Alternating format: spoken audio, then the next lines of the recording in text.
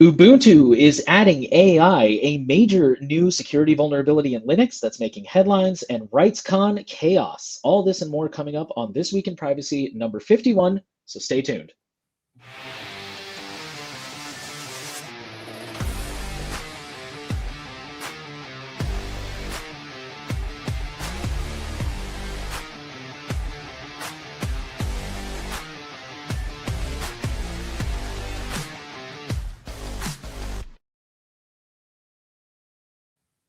Welcome back to This Week in Privacy, our weekly series where we discuss the latest updates with what we've been working on within the Privacy Guides community, and this week's top stories in data privacy and cybersecurity.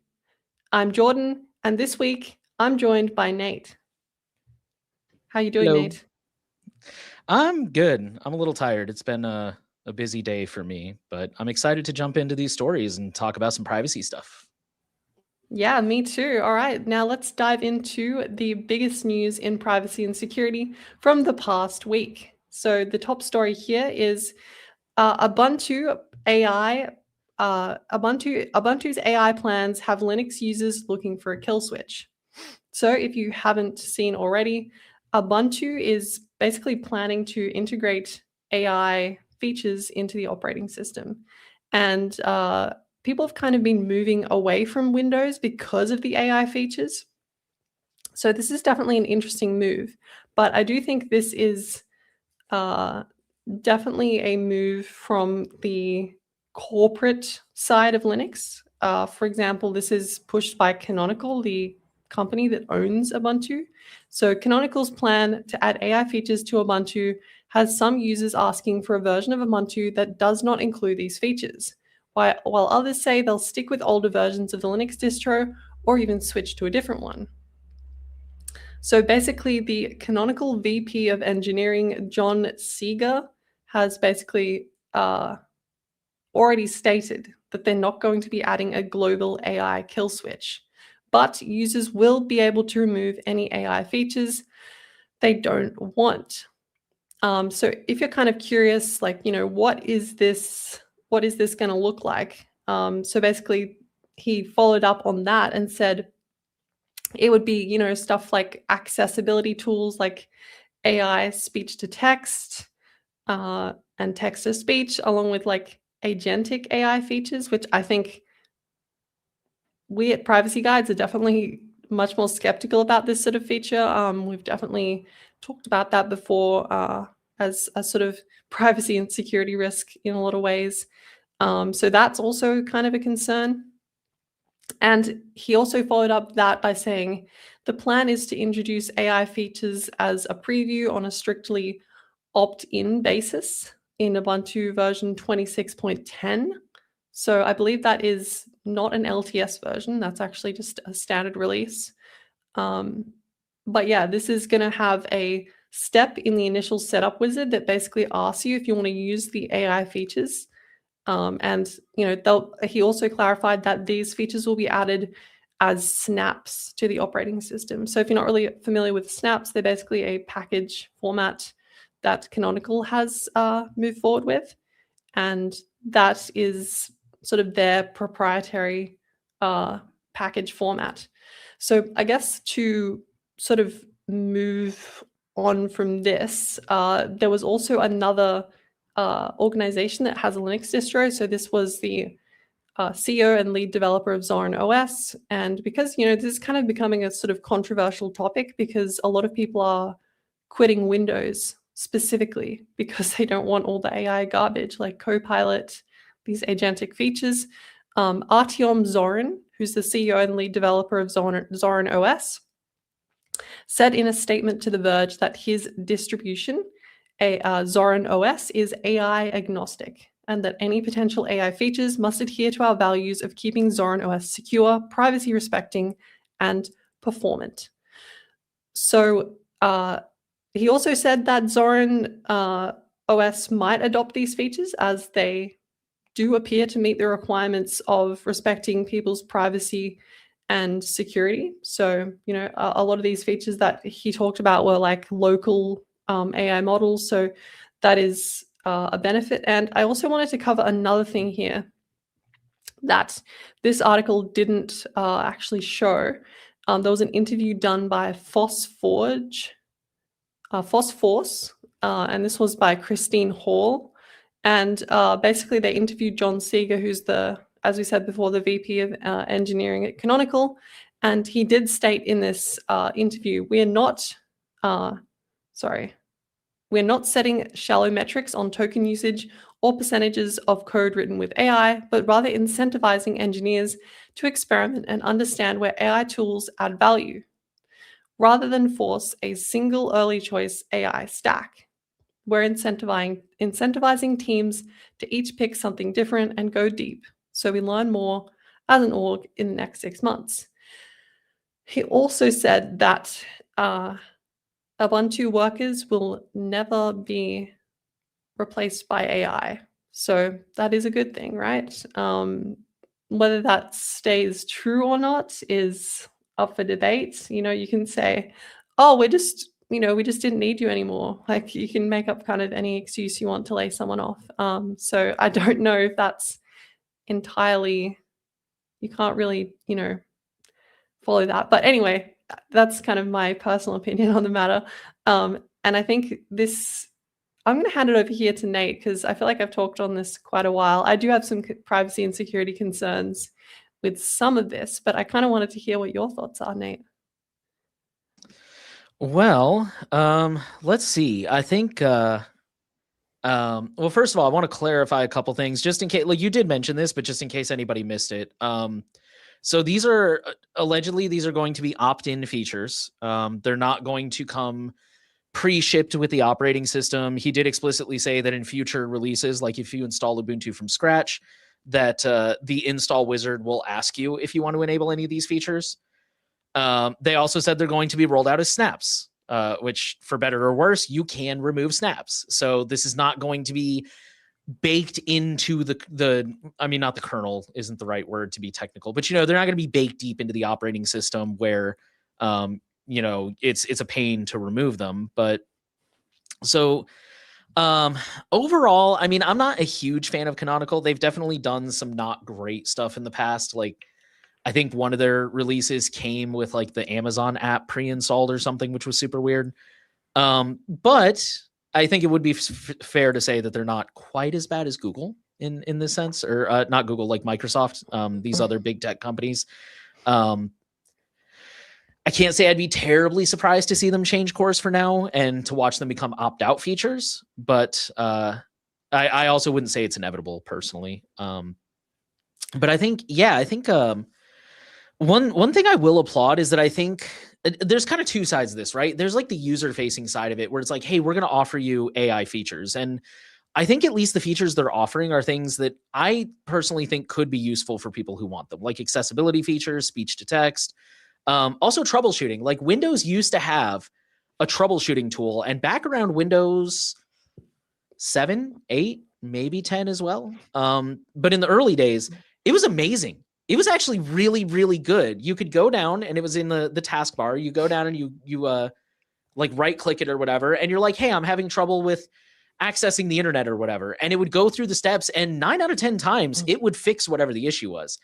And then for some reason, Microsoft made it terrible to the point where they eventually killed it off. And I remember the last few times I tried to use it, it's like, hey, I'm having an issue. And it's like, oh, sorry, can't help you. Like, maybe try these pages that are completely useless and don't answer your questions at all. So the reason I bring that up is because if they're going to use one thing that AI is really good at least in my experience, is troubleshooting things. It's really good at feeding it error codes, and you tell it, like, I'm using this version of a browser, I'm using this operating system.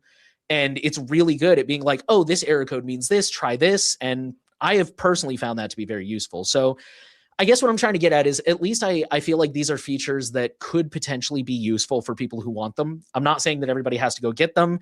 But again, compare this to something like Windows Recall, or I think they even rolled AI into like Microsoft Paint now. And now you can do like generative image stuff. And it's like, I don't want that. Nobody wants that. This is stuff that's actually useful somewhat. But I think those are kind of my initial thoughts. I think unfortunately, somebody, Bam here asked, like, what are the alternatives then? Because a lot of beginner distros are based on Ubuntu. I think a lot of this really remains to be seen, in my personal opinion, because I mean, things like Mint, there is a Debian version. Like C's here pointed out, there is a version of Debian or Mint that's based on Debian, because honestly, Mint ended up making so many changes to Ubuntu anyways. They were like, it's easier just go back to Debian and start from scratch. You know, Zorin OS, like you said here with the interview with the CEO of Zorin, he didn't say no. He didn't say we're never going to roll out AI features. He said we're going to be thoughtful about it, which again, like I fully respect there are some people that are just hardcore, like, no AI ever for anything, no matter what. And if you feel that way, then you have no guarantee that Zorin won't do this.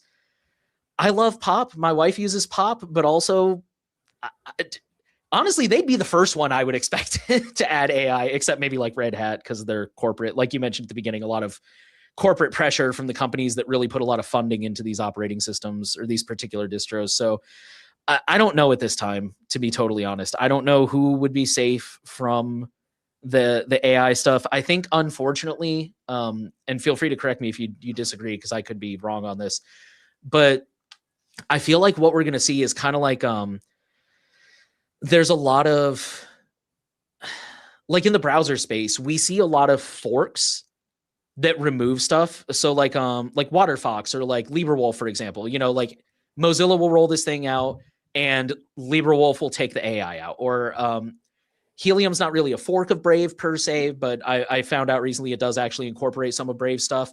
They didn't include Leo, for example. So I feel like we're going to end up in the same thing with, I feel like we're going to end up in the same vein with these Linux distros, where we've got the main players, the Fedora, the Ubuntu, and unfortunately they're adding AI, and it's going to fall on the people downstream of them to strip it out. Except for, I will say, Debian. I would be very shocked if Debian adds this, but also historically, Debian does not always necessarily keep the repo super up to date, and I personally have had that come back to bite me in the past. So yeah, I don't know. Did I miss anything on that one, or any further thoughts came to mind while I was saying that? Not really anything to add on like the integration stuff. I think it's kind of like someone said here in the chat, I'm not against AI. Bam Owen said, point is, I'm not against AI if there's a reason for it. The reason now is it's fashion, which, you know, I don't see I just don't see a lot of the, like, I can see for accessibility, like I could see maybe if it's like a local system, like I'd need to know more about what data it's trained on, like how it's, how exactly it works. But I think a lot of these agentic systems are, it's very like fashionable. Like we did have a story that we were going to talk about this week, but it ended up getting the chop. But there was, you know, we're seeing a lot of people using this agentic system to shop online, do all sorts of things, use their computer. Yeah, it's like handing over control of your computer to some massive AI company. It's not really the greatest thing to do, I would say, on a privacy perspective, at least. Yeah, for sure. And I'm actually glad you mentioned that, because that was the other side I kind of forgot to mention very briefly, is like, I feel like it's very, I do, personal opinion, and I could be wrong. Thankfully I'm a fully able-bodied person, so I could be talking on my ass here, but I feel like accessibility is one area where open source historically lags behind. And I'm making that claim looking at my wife, who I'm very open about is extreme ADHD, like severe ADHD. And a lot of the time she struggles to use a lot of open source tools for things that most of us don't really care about. But for people like her, are like, it's her brain struggles to adapt to these tools because of just the menus, the user interface, just the way they look. And it's not even that she's trying to be picky. It's just the way that her brain responds to this stuff is, if it doesn't grab her, then she forgets to use it, or she has a hard time like using it properly and stuff like that. And so I feel like open source software, I think, has come a really long way in some accessibility tools. Like I know on Mastodon, people are really pushy, respectfully in my experience, but they're really pushy about adding like alt text to your images, for example. But I feel like we've lagged behind in a lot of other ways with like I know when Brave was trying to fight off recall, they had to take into account making sure the screen readers still worked and stuff like that. So I think where I'm going with this, I think the AI could be useful if it improves some of those accessibility tools, like maybe if it can automatically pick out a better color scheme for colorblind people, or if it can do the whole like speech to text thing really well. Not to get too far on that tangent, but I've mentioned in the past, somewhere in the past recently, that people used to recommend to me that you could use your screen reader to like listen to news articles while you're working. Cause I used to work a very physical job where I couldn't just sit and look at the screen and read an article, but they're like, yeah, use the screen reader and listen to it while you're working. And I just cannot listen to that monotone. Like it doesn't get the pauses right. It runs right through periods. And it's just like, oh, this is impossible to listen to. I can't do it. But I would love an AI where it like can more or less get the cadence and it can kind of, so I think that could be a good use for it. But I am really confused where he talks about like developers, like we're trying to get developers back on Ubuntu and like, I don't know, just that whole thing. It was one of those things. It's like you had me right up until that part, and then I'm like, what is he talking about? Like, what is he? I don't know if it's just them trying to stay competitive or something, or like Owen said that it's the fashion right now. But it was really weird to me personally. Yeah, I think like the biggest concern is Canonical's developers are now using AI tools. With this confirms that they're using AI tools, which I think for developing software, I think AI can be kind of dangerous, right? Because there's people submitting pull requests, there's people's developers working on certain parts. We know like these systems are based on a data set, and the data set can be poisoned. Like we've already seen it before, like even just making a bunch of spam websites with malware on it, and the AI just scans it and then acknowledges that as being part of its data set. Like it kind of is a bit risky, especially because these AI systems don't really know what's right and what's wrong. They just kind of are spitting out an answer that will please you, basically, which in a lot of times means it's just lying to you.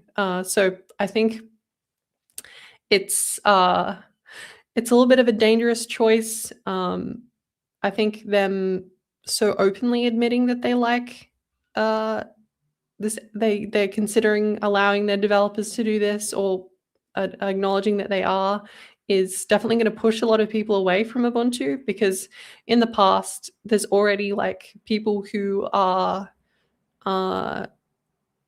very against it, because if you remember, originally, it was a very long time ago, but they had an Amazon shop integration, and people were like really sus of it because it's sending data to Amazon. It was a whole big thing. They removed it. They haven't done something like that since then, but it kind of burnt the bridges that a lot of people had with Ubuntu. So I think it's kind of not a great look for them. And I think a lot of people are going to be deciding to actually go with a different distro instead of sticking with Ubuntu, which I think a lot of people already have, because people really don't like snaps. Like, oh, snaps are disgusting. Like, why? The loopback devices in the disk thing, like, I don't know. I just don't like. I think snaps are probably the worst containerized package. But I think a lot of people find Canonical to be pretty controversial. So I don't think this is going to impact that much, but I think it has some knockdown impacts, right? Because like you said, there's so many distros that base their distro on Ubuntu. So like the changes that they make, like allowing their developers to use AI to develop the software, can have a knock-on impact and introduce security issues, like I was saying. For sure. I don't have too much to add to this, but real quick before we move on, I would be remiss if I didn't point out over at Privacy Guides, our official recommendations for an operating system are how do I get that to go away? Okay. Our Linux, you may be not surprised. We recommend Fedora Linux. I don't know if these are in order per se, but I will say I've used Fedora a few times. I'm pretty happy with it. It's really good. Yeah, so this is our recommendation for people who are new to Linux. We do also recommend OpenSUSE Tumbleweed.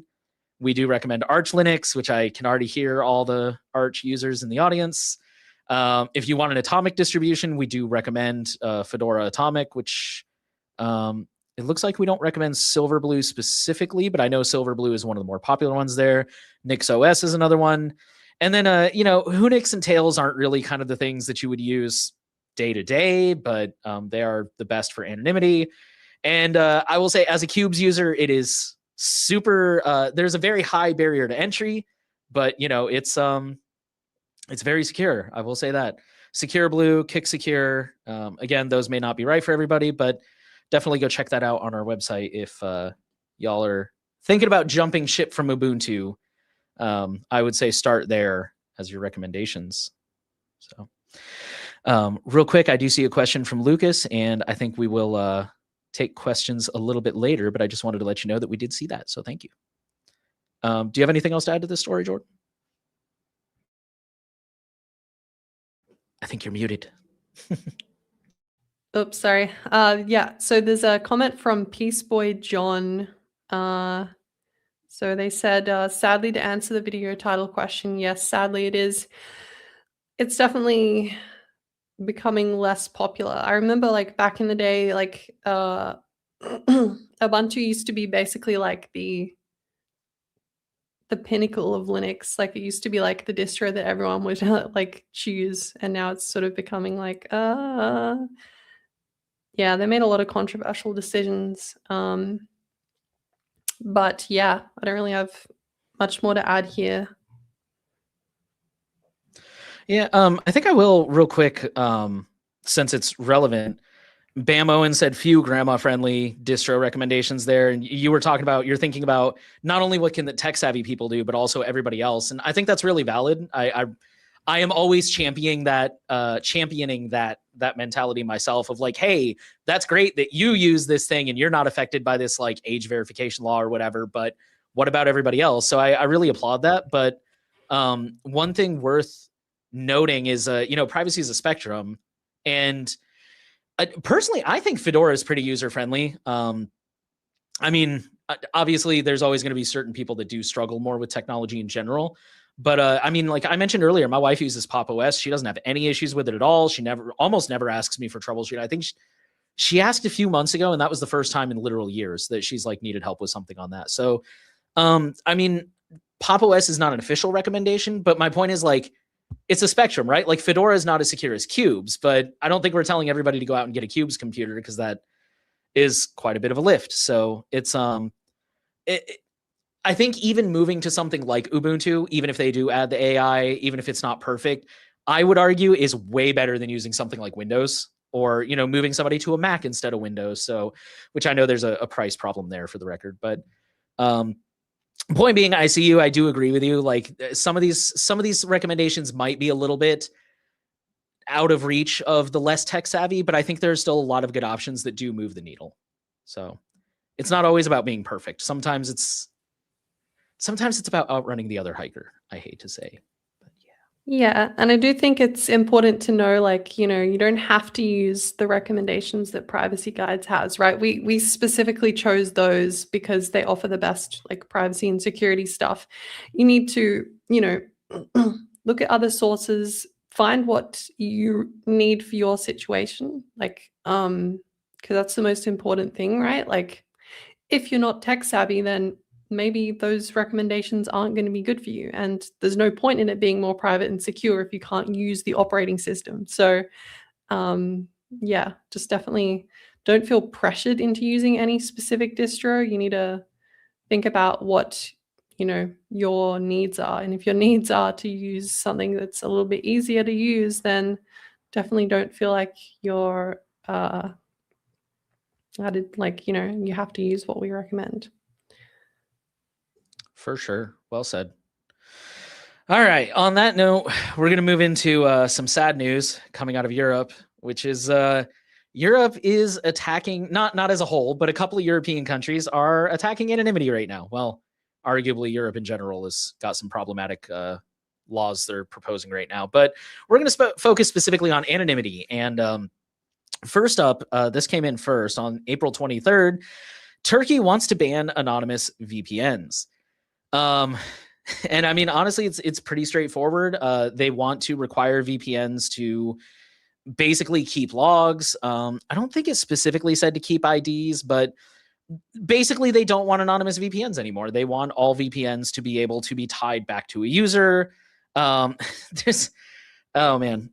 Okay, so the headline is pretty straightforward, if I remember correctly here. I mean, I just read this a couple hours ago. I should remember pretty well. But there's a, yeah, let's see here. So the licensing proposal would add a legal ceiling. Right now, Turkish users can route around blocks. A licensing regime would close that door. So yeah, there's a lot of concerns here about, the more veteran listeners in the crowd will know that just being under surveillance changes people. When people know they're being watched, they behave differently. So not having somewhere that people can go to freely research and explore, you know, that's one of the reasons we're such big proponents of anonymity on the internet. But also just it's another way to help try to keep government in check, right? Like censorship is one of the first signs that something is not right in your country. I don't know about one of the first signs, but it's up there for sure. It's not a good thing. So, you know, when a country can require VPNs to keep logs like this, then even if they never actually say, hey, block this website, they can de facto block it because they know everybody who's done. Yeah, anyways. To the surprise of no one, this is being described as a measure to help protect the children. I haven't seen this argument in a long time. They said that this has something to do about attackers reportedly drawn to violent mobile games. So we have now regressed back to 1990, where we are blaming violent video games for all our problems. You know, I play boatloads of Civilization, and I have yet to try to take over the world. I play quite a bit of, lately I've been playing a lot of Stardew Valley. I have yet to move to a farm. Trying to think what else. I've played tons of Jurassic World. I have yet to bring dinosaurs back to life. So I don't really know where they're getting all this from, but you know, like I said, we're back in the 90s. Separate but part of the same law, they said that they also wanted to add a parent-controlled child SIM cards, which I'm not necessarily opposed to that, but I would have to see what the implementation looks like, and also a cap on how many mobile numbers a single person can register, which is, I don't know, that just feels unnecessary to me. But yeah, so I mean, that's kind of the thing there is Turkey's trying to, they interviewed Proton VPN for this particular article. So, I mean, take it with a grain of salt. We also recommend Molvad. We also recommend iVPN. But one of the things that I like is Proton didn't even try to appease Turkey. They were basically like, yeah, now is the time to sign up. Now is the time to download the app, because once you have it, technically, they can't really go in and force you to remove it. And things like Proton, for example, do have built-in censorship resistance. Molvad probably does too. I think it requires a little bit more manual configuration though. But yeah, so I mean, and if you have an Android, you can always go to their website and download the APK. So yeah, that's a thing there. And real quick, we'll also move over to Greece, who wants to ban anonymity on social media. And specifically, interestingly, I'll give them credit. They didn't go for think of the children. They went for toxicity. And I mean, this is basically it. Again, the headline is what it says it is. They don't want people to be able to make anonymous social media accounts because they're tired of people being crappy online. My first argument would be, I think there are a lot of people who are willing to be garbage without anonymity. We see plenty of people on Facebook using their real names and their real faces, and they're still being terrible. I thought this was such a weird, this is one of my personal things, quoting the minister who spoke to this article. He said, in ancient Greece, everyone could express their opinion openly and by name. They would raise their hand and share their view. This should inspire us as we shape a new digital democracy. Yes, but the thing that people always forget with this stuff is, like, back in ancient Greece, that wasn't written down. They didn't sit there and take a roll call of everyone who was in the audience. They didn't sit there and write down every single thing a person was said. And more importantly, they didn't sit there and sell it to advertisers. And they didn't sit there and put it in this database that you can access from anywhere in the world. Like, these are not one-to-one comparisons, because even like court records, you know, as I say, like, they didn't sit and write everything down. Like, yeah, court records, they sit and write everything down. But again, those are not sold to advertisers. You know, 1,000 years ago, that stuff wasn't kept in a warehouse, a data center, where you could, again, pull it from anywhere in the world. Like, back in the day, if I lived in California and I wanted information on somebody from New York, I had to fly to New York and get it. And the internet has removed all these barriers. That's not really a one-to-one thing. I will say that they do make some good points about, they talk about how with elections coming up, Greece has a real problem, which I think everybody does these days. There's a real problem with like fake news, disinformation, trolls. We know that is a thing. Governments around the world on every end of the political spectrum are very heavily engaged in propaganda, trying to sway public opinions, trying to, spread certain narratives. And I will say, not that I'm encouraging it, but I do think it was funny that when Twitter suddenly decided to start saying what country everybody was based out of, it's amazing how many American accounts were suddenly based out of like Moscow. But I don't think that's a uniquely American thing. I don't think that's a uniquely left or right thing. I also don't think it's enough to really justify this. I think that's a very dangerous road that they're headed down, but yeah, that is unfortunately what's going on in Europe right now. Did you see anything in these articles that I missed, Jordan? Oh no, I think that was a really good recap of what's going on. I mean, Peace Boy John 424 said in the chat, violence in video games is the biggest excuse by far for fascism control over our freedom and privacy. Yeah, I think it's such an easy scapegoat. I think what we used to see, I wasn't around back then, but I'm going to assume this is what I'm going to, from research, I guess I can say, people used to say that about television, you're watching all this TV, it's going to turn you into a violent criminal if you're watching all these violent shows. And as far as I know, there's actually no evidence that that's even true. So, there's always these extreme cases where there's someone who's a serial killer and they enjoyed GTA 5, and it's that the correlation doesn't equal causation there. It's irrelevant, right? Did you have something you wanted to add? No, I was just going to back up what you were saying is every it's funny because I do listen to a lot of true crime, and they actually know when there's a serial killer that it's yeah, he was really Jeffrey Dahmer historically was really into, I think it was The Exorcism 3. And they note that because it is so unusual. It's normally they're not the stereotype. I mean, there's several different serial killer stereotypes, but it's not always the person who's super into horror movies and stuff like that. It's I mean, look at Dennis Rader, BTK. Dude was a freaking Boy Scout leader. He went to church. I think he was a deacon at his church. It's I mean, slightly off topic, but it's not an indicator. And especially when you think of how many this past year has been a huge year for horror movies. How many people went and saw Bring Her Back and then didn't go home and kill somebody? It's just, it's cherry picking the things of I know I don't want to downplay it or anything, but there was a shooter recently who made a simulator in Roblox, I think.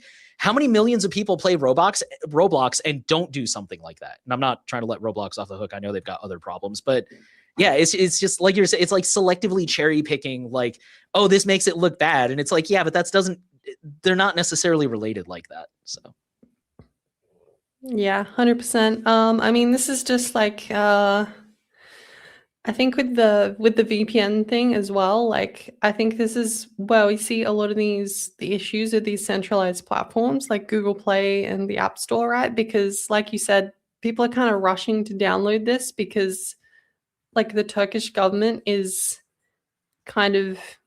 they can kind of compel Apple or Google into banning a lot of these things. We already saw that. I think there was, when you did your interview with Cindy Cohen, she mentioned there's an ongoing legal case in the US about the US government forcing a app that was used to track ICE agents to be removed from the App Store. And, it's a tool of censorship, really. And maybe there were legitimate reasons for that being removed, but, it's clear that it's used as a method to control the access to things people can run on their devices, which seems not great. So in this case, I think, it's good that Proton VPN they're kind of one of the only companies that are sort of actually putting their money where their mouth is and providing a free VPN service. I'm sure there's loads of people in countries where there's a lot of censorship using their free VPN to bypass the firewalls. And now it's like you don't even need an account. You can just use it as a guest. So it is it's really good to see that they're doing that. But yeah, I think it's unfortunately there's been a couple, I think it was the UK that kind of has pushed this whole like social media anonymity ban thing, and then Australia, and then there's US states that are doing it, and then there's, you know, all sorts of countries that are doing this stuff now, which kind of sucks. But yeah, it feels like every week there's like a new story for age verification or like something like that. Ugh. Yeah. For the record, I think Australia was first and everybody's been copying them. But yeah, the UK is definitely, I think, taking it a lot further. They've openly floated the idea of banning VPNs and yeah. Okay. So, I think it not was great. the UK did it. It was, I think the UK was blocking adult content, and then Australia did the social media ban. Yeah. I think that might be what it was. Gotcha. Social Okay. media That sounds ban about is right. probably worse though, because that kind of affects a lot more people, right? Yeah, I don't know what our Yeah. government is doing. Help me, please help me. Same. Lucas here said, I used to live in a sanctioned country and paying for a VPN was not possible. Yeah, I mean, I know there is Tor. Tor, I think, is sometimes a little bit easier to block, but also has more, it also has like the openly available proxies and workarounds. But yeah, it's, he said it's great having Proton VPN for free. So yeah, that's super awesome. It's also, not to like get this too far off topic, but we are big fans of things like Monero to try and pay for things anonymously, because those are significantly harder to sanction by governments who try to do this kind of stuff. So yeah, I think it's actually quite bad when there's, you know, the sanctions like that, because a lot of times it's like, you know, even if your account is detected from originating from a country that's sanctioned, basically your account is immediately blocked on a lot of services and stuff. So it is definitely a problem. It's good that like Proton VPN has a way for people to do that. I think it's definitely an issue. Like people don't really think, because like a lot of us, at least on the privacy guides team, are from, you know, countries where there's no sanctions, no major internet restrictions. Well, anyway, you know, it's sometimes it is good to understand there's other people that also have different needs. Yeah, it's definitely good what Proton is doing for those countries. for sure. All right. On that note, I think that's all we have to say on that story. So I'm going to turn it over to Jordan here to tell us about this exciting new Linux vulnerability that I've seen pop up in quite a few of the headlines. So Jordan, why don't you take it away?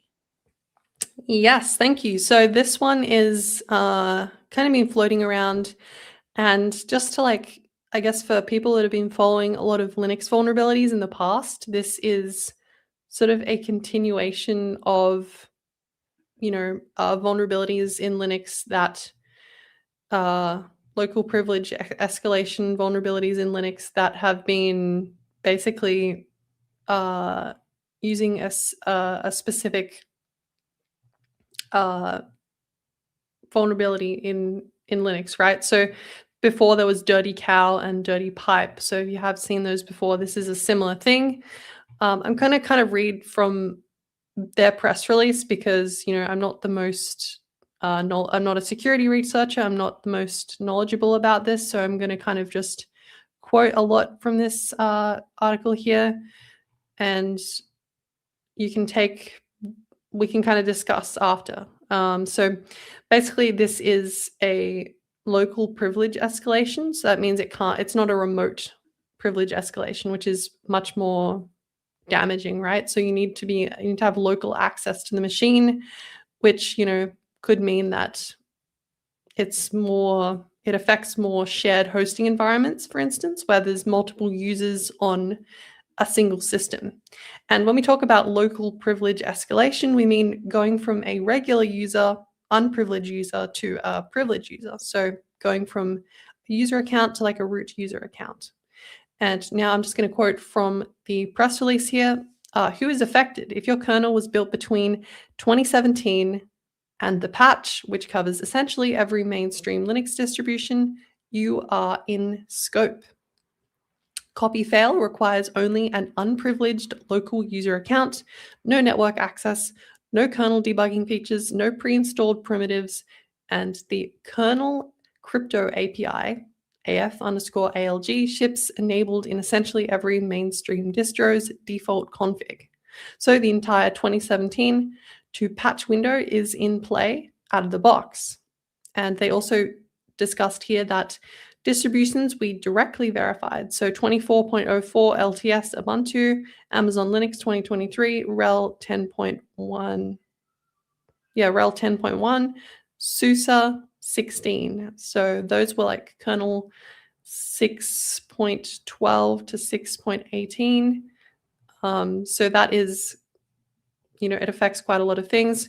And it also specifies which users are most impacted. So multi-tenant user Linux hosts. So like, shared dev boxes, basically where there's multiple users on the same system that are unprivileged, which basically multiple users are sharing a single kernel. That could be a user could use this exploit to basically gain root user privilege, Kubernetes, and container clusters. So if you're running a Kubernetes cluster, then it's possible that one of the containers, if it had this exploit, it could gain root access and access the host, basically. And that is kind of concerning. CI runners and build farms. So basically, CIs are basically the system that developers use to automatically build packages based on their code. So these automatically run after merge requests are made. So basically, it can possibly, insert malware into the. It could basically, have a PR request that basically allows the user to gain root access to the runner, which can affect other projects if the runner is, shared by other systems. Cloud software as a service running user code, so like notebook hosts, agent sandboxes, serverless functions. And then they also talk about like standard Linux servers. Single tenant production is not really as much of a concern because you'd need to have stolen credentials to do this, and single user laptops and workstations, which is like probably the majority of like privacy guides users here, is a low risk because you're the only user basically. So you would need, basically, if someone gained access to your system, they could do this, but that's not very likely. That's not very in scope for a lot of people. So I guess kind of we can kind of go into the write-up of how this works. I'm just going to read sort of how this works. So AF_ALG, which is the exploitable kernel module, is a socket type that exposes the kernel's crypto subsystem to unprivileged user space. A user can open a socket, bind to any authenticated encryption with associated data template, and invoke encryption or decryption on arbitrary data. No privileges required. And basically it uses the splice core to transfer data, file descriptors, and pipes without copying, passing page cache pages by reference. So splicing a file into, so it says when a user splices a file into a pipe and then into AF_ALG socket, the sockets, oh my goodness, this is like extremely complicated. So I think if you want to read a little bit more about how this is specifically works, then definitely check out the press release because I'm not going to read the whole thing here. But last I checked, this is still effective in basically all the stable Linux distros like Debian and RHEL, Red Hat Enterprise Linux. So Yeah, this is like slightly concerning, but I think for a lot of our users, I don't think this is particularly of an issue, because it does need one user to basically have like local account access, which is not really that useful.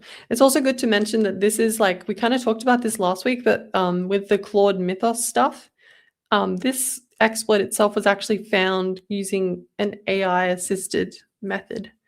So we're kind of seeing that more and more.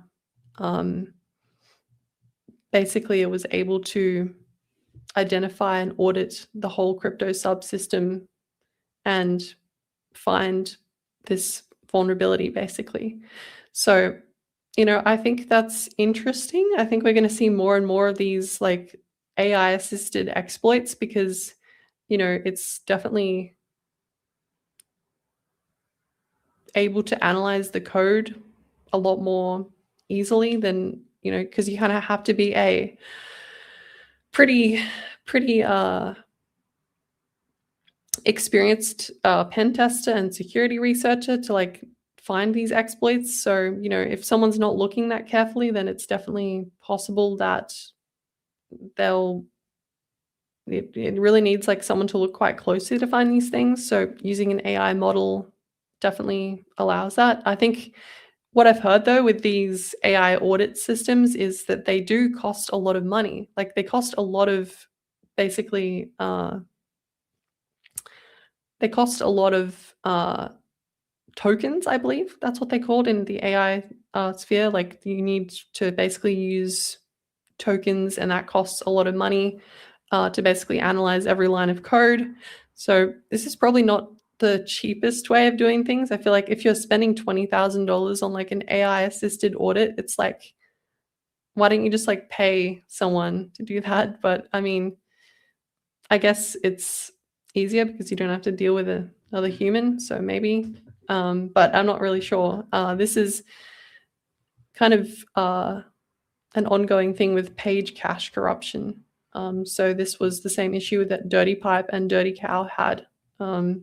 But in a lot of those cases, it was there was a lot more specific requirements, basically. And where this is different is that there's no conditions. It's basically any system. So, and there's no like things like that. So someone here sees LF. I think the issue for workstations would be a phishing attack that could get a local user to execute the exploit on their own, or a chaining of an RCE with CopyFail to achieve root access. I think that's definitely a possibility. Yeah, it's like it is possible to be for that to happen. I'll also say like this, I was looking at this yesterday, so I'm not sure if it's super up to date, but I saw Debian Stable still hadn't fixed this issue. And it seemed like people were, I don't know, not taking a very proactive approach to fixing this. And I think maybe it's because there's not that much of a risk to workstations. Maybe there's a limited attack surface because this does only sort of affect shared hosting instances. I'm not sure, but yeah, do you have anything you wanted to add on this one, Nate? I just had a couple of quick thoughts. I mean, for one, I wanted to drive home. I know you already said this, but I really want to drive home that this requires local access, which C's is absolutely right. I mean, that was my first question because this is also too technical for me to fully understand. So I was asking about this the other day when it came up. In theory, yes, somebody could like get a hold of your, for example, I use SSH to manage my servers, and theoretically, if they somehow got a hold of my private key, then they could log in as me, and now they're in there. But it's not one of those things that typically when we talk about a remote access thing, it means that you wouldn't need to take any additional steps like that. You wouldn't need to phish somebody. You wouldn't need to like plant. Personally, I used to laugh at these as surveillance report all the time. Not laugh per se, but like there would always be these big, like, oh man, there's this really crazy, like your phone can turn into a microphone while it's sitting on your desk. So the first thing the researchers did was plant malware on the phone, and I'm like, well, no shit at that point, dude. Come on, and we saw that every single time. So that's not to like downplay these and say they don't matter, but just to kind of put it in perspective of like, this is important. This is something that they should definitely fix, if for no other reason than the fact that it can break out of containers. And I don't know about you guys, but I think a lot of people who host, self-host, I think the vast majority, if they're using a VPS, they're using shared hosting. Very few people, I think, are willing to pay for a dedicated server for any number of reasons. So it is important to patch, but it's definitely not like something that's just going to, randomly start getting exploited. There's some additional steps to take there. And then for the AI one, like not to defend AI too much, but you were talking about like, I don't know why they wouldn't just pay a normal auditor at that point. I definitely think human auditors need to be in the loop. I think it was, I don't want to slander anybody. Was it Entei recently? Somebody, one of the smaller projects we like that kind of had an impromptu audit. There was like an AI company that approached them and they're like, hey, we did this audit and we found these things. And like, I hesitate to call it an audit because it didn't sound like it was super formal and it didn't sound like it was really sophisticated. But at the same time, I do have respect for the idea that it is, in a way, it's another set of eyes. It's another perspective. It might notice things that you miss, either just through like you're tired, your eyes are glazing over from looking at 5 million lines of code all day. It can move way, way faster. So I'm not trying to say it's perfect. I know it's probably going to miss things here and there, but I don't know. I guess where I'm going is I could see value on it. I would hope people are not relying solely on AI for their audits, but yeah, I don't know. But yeah, there probably is a point where it's like, we're spending twice as much on this when we could get a human audit that's just as good. I don't know. I could see arguments both ways, but that just kind of came to mind while you were talking about that. Yeah, so that is a good point to bring up. I definitely think it's kind of a little bit silly to have everything be, you can't like only rely on AI, I guess. There has to be some like human input, but I guess an update to this as well. Debian has released fixes on Bookworm and Trixie. Forky and Sid both had it fixed earlier, so that's fine. But yeah, they both released fixes for stable releases. If you're on Bullseye, it's still vulnerable, but you should probably update at this point. Like Bullseye is going to be phased out soon, so probably look at updating to Bookworm or Trixie at some point. But yeah, I don't think this is going to affect most desktop users. I think this is, like you said, is like concerning because people have VPSs on these like shared hosting platforms, and I think that's a bit scary that there's a possibility of being able to break out of a container, or I'm not sure if, I guess it depends on what software the hosting provider uses, but yeah, basically anything that uses a shared kernel, which I'm not sure if it actually would affect VPSs. I think it would more affect like shared hosting, like, WordPress hosting sort of thing, but cPanel and stuff like that. Yeah, stuff like that, where it shares a single kernel, because I think, yeah, the kernel, it maybe would allow you to get root access of the VPS, but it wouldn't allow you to break outside of that. So yeah, definitely an interesting story. This one was brought to our attention by Freya, who's also in the process of doing a write-up on this. So if you probably want to get some more insight, definitely check out privacyguides.org/news if you want to keep up to date on some of the latest privacy and security news, and kind of get Freya's thoughts on this. And they had a little bit more time to look into this, so they've probably got some more condensed thoughts. But I haven't really seen too many people talking about this, so I was kind of surprised that no one was talking about it. So I thought it would be good to at least mention. I'm also kind of in the boat where like this kind of goes over my head a little bit. I'm just reading what the press release says. So hopefully I did at least a decent job of explaining it. Definitely check out the article if you want to learn more. But yeah. I feel like I've seen it pop up in my news feed a little bit over the last couple days, but I think it's still pretty new. So, I mean, it's already got a Wikipedia page apparently, so that's cool. Where's our Wikipedia page? What's that? Oh yeah, I know, right? Man, we have this conversation all the time. It's crazy that we don't have one. But anyways, I actually did want to one thing that you said that somebody else said, and I meant to bring this up in the first story. But Bam here said that it's hard to patch an old kernel such as Motorola on Android 10 that stopped releasing security patches. Number one, I think Graphene OS posted a big thing on Twitter or Mastodon about how this doesn't really affect Androids in the same way, because I mentioned this before, and I actually got this from Kerry Parker, one of his guests that he interviewed, is from a security perspective, when we made mobile phones, we as a society, we kind of took all the lessons we learned from desktop computers and fixed a significant number of them. So things about like, I believe phones use like immutable updates, things about like app permissions, things that phones do really well from a security perspective, but desktops have still not caught up. So, I mean, it probably wouldn't affect Androids in the same way, but going back to what you said, and also this, and also the first story mentioned that people were saying like, oh, I'm just not going to update Ubuntu because of this AI stuff.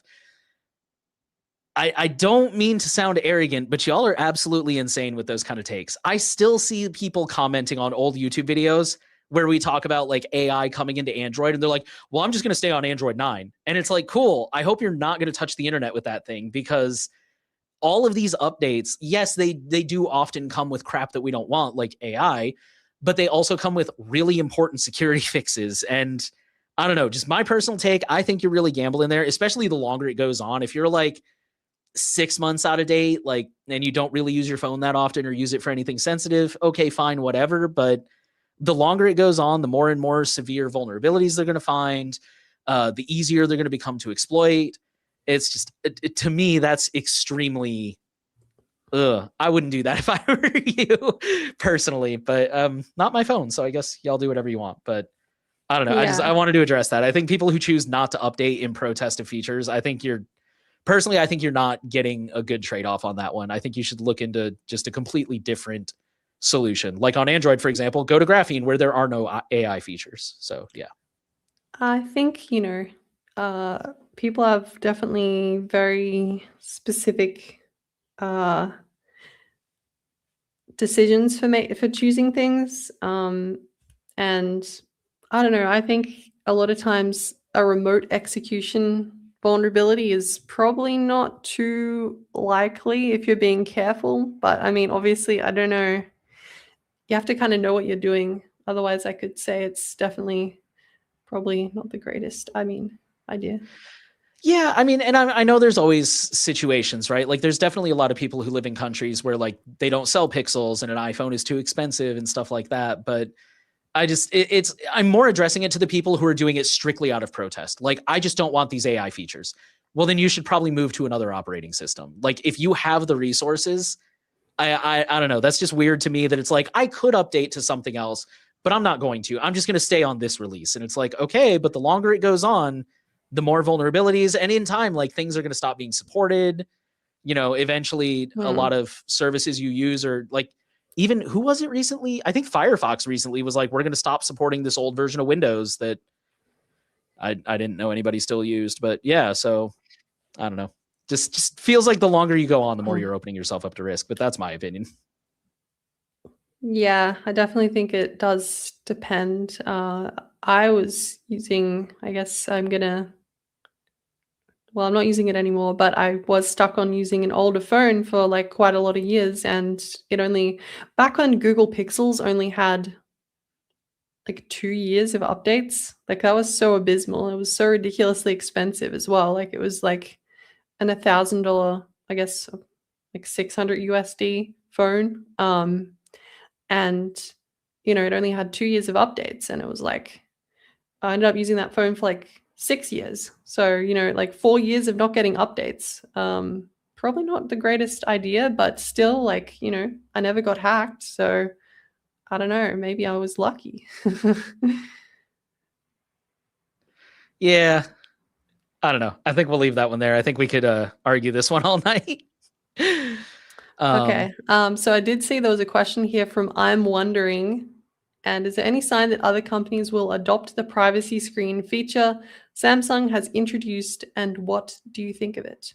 I mean, I think it's interesting. I think the issue that I've had with like the privacy screen protectors is they kind of make your screen look awful, and they are, I guess, a strain on your battery because it's basically covering the screen with like a film, a dark film. So, I think it's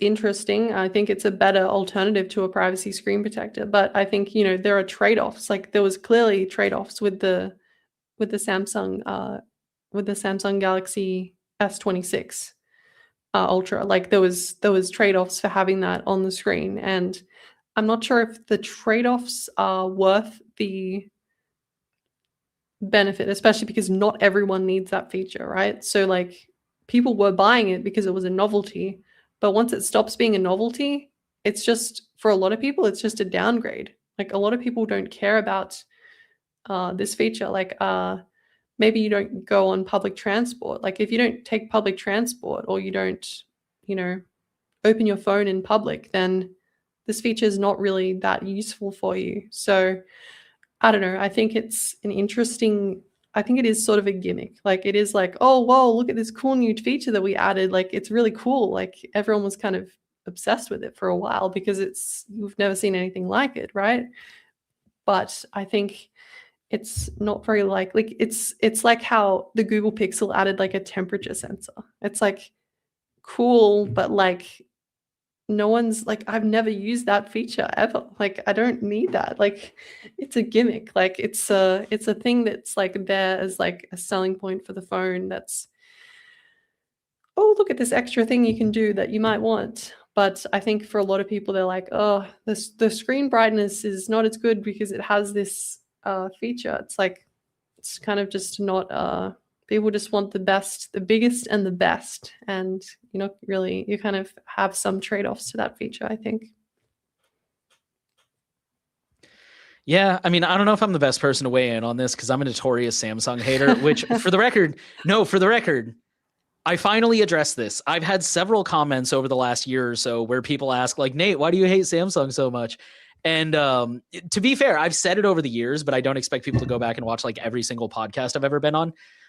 So I finally wrote a blog post over on my personal, over at the New Oil, where I outline, it'll be public on Sunday. Right now it's like early access, where I outline all the reasons I'm so angry at Samsung. And for the record, this is not an official endorsement from Privacy Guys. It's my personal blog post. But I did mention the privacy screen, and basically I'm with you. Like, I think it's privacy theater because Samsung has had so many other things where they could provide actual meaningful privacy and security to their users. And instead, like, I don't want to go off on too much of a rant here, but like Samsung's whole thing is flash. Like there is no substance to Samsung phones, in my opinion. And their whole thing is like celebrity endorsements and flashy features. And like, don't get me wrong, I've known people that have Samsung phones and they love their phones. It's almost like a cult. It's like browsers. People love their Samsung phones.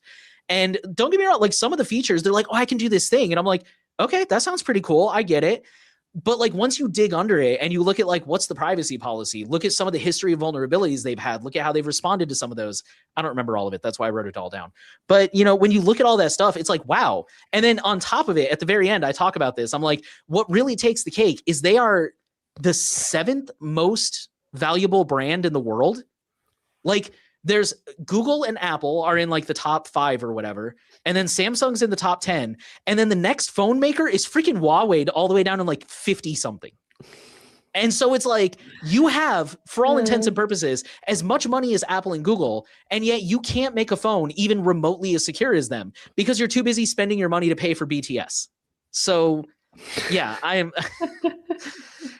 hate Samsung. So yeah, I mean, if you want to see all the reasons I hate them, again, that'll be public on Sunday. But That's what I think about it. Like, sure, it's a cool feature, and like I don't mind it. Like, I'm not mad that it exists, but to me, it's just it's theater. It's like, oh, look at this cool privacy feature we gave you. There's no actual privacy built into the phone. There's no actual security built into the phone. Certainly nothing on the level of Google and Apple. And don't ask about Knox. I addressed that in the blog post too. And so it's like, it's just the example I used was Oreos. Like Samsung is like Oreos. It's tasty. It's delicious. I love Oreos. I do. They're one of my favorite junk foods. Nobody would eat a box of Oreos and be like, I had a great dinner. I mean, you might eat a box of Oreos for dinner anyways, but you're probably not going to feel great afterwards. You know what I mean? Like, there's no substance there. Nobody would eat that and be like, yeah, that was a healthy meal. Like, and that's how I feel about Samsung. So the privacy screen feature, I wouldn't be against other companies adopting it because, again, I don't necessarily hate the feature itself. It's just coming from Samsung specifically. It's like, it's unfortunately, this has happened before. It's like serial killers that get caught and then they complain about like, oh, movies depicting my life are disrespectful to my victims. And it's like, you killed your victims. I don't care. Like, that's not disrespectful that we're making fun of you. You're like, don't pretend you care about this stuff. So that's just the same vibe I get from Samsung. It's like, oh, look at this cool privacy feature. You don't care about user privacy. So anyway, sorry. Yeah. Yeah, they'll be like, we're protecting your notifications from prying eyes. Meanwhile, we're sending all of your notification content to Facebook or something like that. It's like, exactly. Yeah, doesn't really make sense. But I get it. I get what you're saying. I definitely think that's a good point to bring up. I mean, I don't know. I wouldn't be opposed if Google was like, we're going to add this. I wouldn't be opposed to it. But like, yeah, same. I don't think it's going to happen though. Because like, it's kind of a gimmicky thing, but it would be cool. I mean, I wouldn't mind it. So yeah, that's fair. And like you said, it really depends on who you are. Like if you travel a lot or you're in a lot of, because I know though part of it I think is probably to protect against the whole. There was that thing a couple years ago that's probably still going on, where we saw a real rise in like the people snatching your phone at like a bar or something, and it's like, okay, cool. Apple and Google also addressed that with their like stolen phone protections, and it was probably a little bit more meaningful than a privacy screen. Why don't you roll that out? Especially because it's built into AOSP, as far as I understand. I could be wrong about that part, but like, why don't you just do something like that? So I don't know. Yeah. I think it might be part of like Samsung's proprietary like One UI thing. Is it One UI? I can't remember what they call that. No, it's One UI. Yeah. One UI 8.5 that is now like 8 months behind schedule. Yep. Oh, okay. I'm excited. I saw you were working on that. I'm excited to see what you say, because I honestly don't know that much about Samsung. Yeah. So definitely, I don't know if you want to link it or. I can't. I'll ask Jonah if that's okay. But I will say for the record, I found myself corrected on a few things. There were a few things like I was going to bring up the One UI 8.5 thing because I thought they were like a year behind on Android 16. Turns out I'm wrong on that. They have pushed out version 8 already had Android 16. 8.5 is just like the next like major build, and they have been pushing out security updates. So there was that. And I swear to God, I remember a story where their source code got breached and people looked at it and said it was really bad. But I cannot for the life of me find that anywhere. So I dropped that part too. So I just want to make the point that it's not me just like making up things and looking for reasons to hate Samsung. Like I did my research, and if I'm like, okay, that wasn't how I remembered it, I didn't include it because clearly I was wrong. So yeah, I don't know.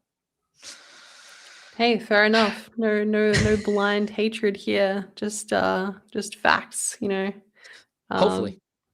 So yeah. So okay. What do we? All right. Let's. I think we'll move into site updates now. Yeah. On that note, we are going to talk about RightsCon in a little bit because that is a unsettling and chaotic story. But first, we're going to talk about what's new over at Privacy Guides, and it's actually been a little bit of a slower week, at least in terms of visual progress. There's been a lot of work going on behind the scenes. We have a new video coming out that I guess Jordan's been editing, so I don't know how far along you are, but I'm imagining probably pretty far along by now. Hopefully we'll have that out to you guys. What do you think, next week, or is that too ambitious? I'm hoping to get it finished this weekend, so we'll see. Okay. We'll see. So potentially next week, we'll see how far we get. I'm already scripting the next video with a lot of help from Jonah. And I think that's going to be a good one. I'm excited about that one. We're going to revisit some basic topics, but also it's one of those topics that has had a recent update. You'll see what I mean when it comes out, but yeah, that's kind of all that's been going on the video side. Like I said, not a ton to share, but it's been good, solid progress, I think. Cool. Yeah. Is there anything going on the site side of things, Jordan? Yeah. So there's, like I said before, like Free has been working on news articles as usual. There was another. They're currently working on one here about the CopyFail one, the one that I mentioned before. And there was also another one that they posted where apparently Firefox has quietly added Brave's Rust-based ad blocker. So, they're taking some inspiration from Brave there. That's interesting. So if that sounds interesting to you, you can check it out at privacyguides.org/news. Did you have something you want to add on that one, actually? I was just going to say, I'm super excited for it personally. I would love to see Firefox ship by default with an ad blocker. So, we'll have to see like what kind of lists they enable, the block lists and stuff, and what it's going to look like for the end user. But yeah, I'm definitely going to try to keep an eye on that myself. So definitely read that article if you're a Firefox user. I'm a big fan. I like it. Yeah, definitely. I think Brave is like, that's the one thing that I think Brave has absolutely nailed. Like it should be included. Like, come on, Firefox. Like it'd be really good if like, there was two different, like we didn't have to rely on uBlock Origin, right? Like if there was, Firefox had its own inbuilt ad blocking system similar to like what Brave is doing, it'd be pretty cool. And I think, it would give people better privacy by default, which is what we're here for that. Like that's exactly what we want. And it's also just, it makes it such an easier sell. Like right now, usually when I try to get people to switch browsers, I'm like, yeah, just switch to Brave. And, I get why some people may not like that. And I'm with you on that. But also it's like, yeah, because I can tell them just switch to Brave and it's got the ad blocker. It's got good defaults. It's like, everything's good to go. Not that you can't make it better for the record, but it's pretty much good to go. Versus if I tell somebody, I'm like, yeah, switch to Firefox, but also like you have to download uBlock Origin. And when you start adding in steps, people are just like, oh, dude, I don't. And I know it's ridiculous because it's like, it takes 2 seconds, right? But for some reason, like it's a mental block for people that they're just like, I already have to switch browsers. Now you're telling me to do more stuff. So like, if it comes built in with an ad blocker, I think that's going to make it so much easier for people to just like, yeah, switch to Firefox or Brave, whichever one you prefer. And it's just that one click. And then maybe later they can go change some settings, but yeah. Yeah, I think that also the thing that I think is important with Brave though is, or any browser that comes with an ad block included is, if you give people the choice, people are going to use the ad block. Like I feel like not many people would be like, yeah, I like ads. I like seeing garbage all over every web page, and I like watching YouTube ads. It's like not many people really enjoy that. So I agree. It's definitely an easy sell. Like Brave isn't a super easy sell to people. I think I will say, I don't know if people enjoy that, but I know a lot of people will just default. Like I met so many people that are like, oh yeah, the ads don't really bother me. But then once they start seeing life without an ad blocker, they're just like, wow, this is a completely different internet. So yeah, it's Yeah, I mean, I don't mind ads per se, like if it's like a non-intrusive one, but we've gotten to the point where the internet is like, do you want to accept cookies? Do you want to join our newsletter? Do you want to watch this auto-playing video with audio? Like, no, I don't. Like, if it was less intrusive, like maybe I would be somewhat more okay with it, right? Like, I'm not completely against it, but it's just, we've gotten to a point where it's just so irritating. I know I've told this story before, but my brother was one of those people that was like, yeah, the ads don't really bother me. They got to make money somehow. And even he at one point texted me and was like, hey, what's that ad blocker you always talk about? Because like these YouTube ads are just out of control, man. So it's hitting a point where even the people who say they don't mind are getting sick of it. Yeah, for sure. So Yeah, like a 3-minute video ad. Oh, YouTube, what are you doing? Anyway, kind of refocusing here. So Nate also put together, so if you don't know already, like Nate puts together like a data breach roundup every week. So you can kind of keep on top of what is, where if your information has been breached. It's not every data breach, obviously, because I feel like that would be a lot to cover, but it's like basically the biggest ones that were this week. So kind of giving a quick overview. Vimeo had a third party breached. Hackers have threatened to leak over 9 million Amtrak records. Medtronic confirms a breach after hackers claim 9 million records theft. And ADT confirms a data breach after shiny hunters leak threat. So check out that. If there's like stuff you want to kind of know about those specific things, or if you want to see if you've had a breach or not, that'll be good to check out. And I'd also recommend, if you do enjoy these podcasts, you can go to privacyguides.org/live streams, and you can subscribe to get those into your inbox. And you can also find this news updates section. You can also subscribe to that to get that to your inbox as well.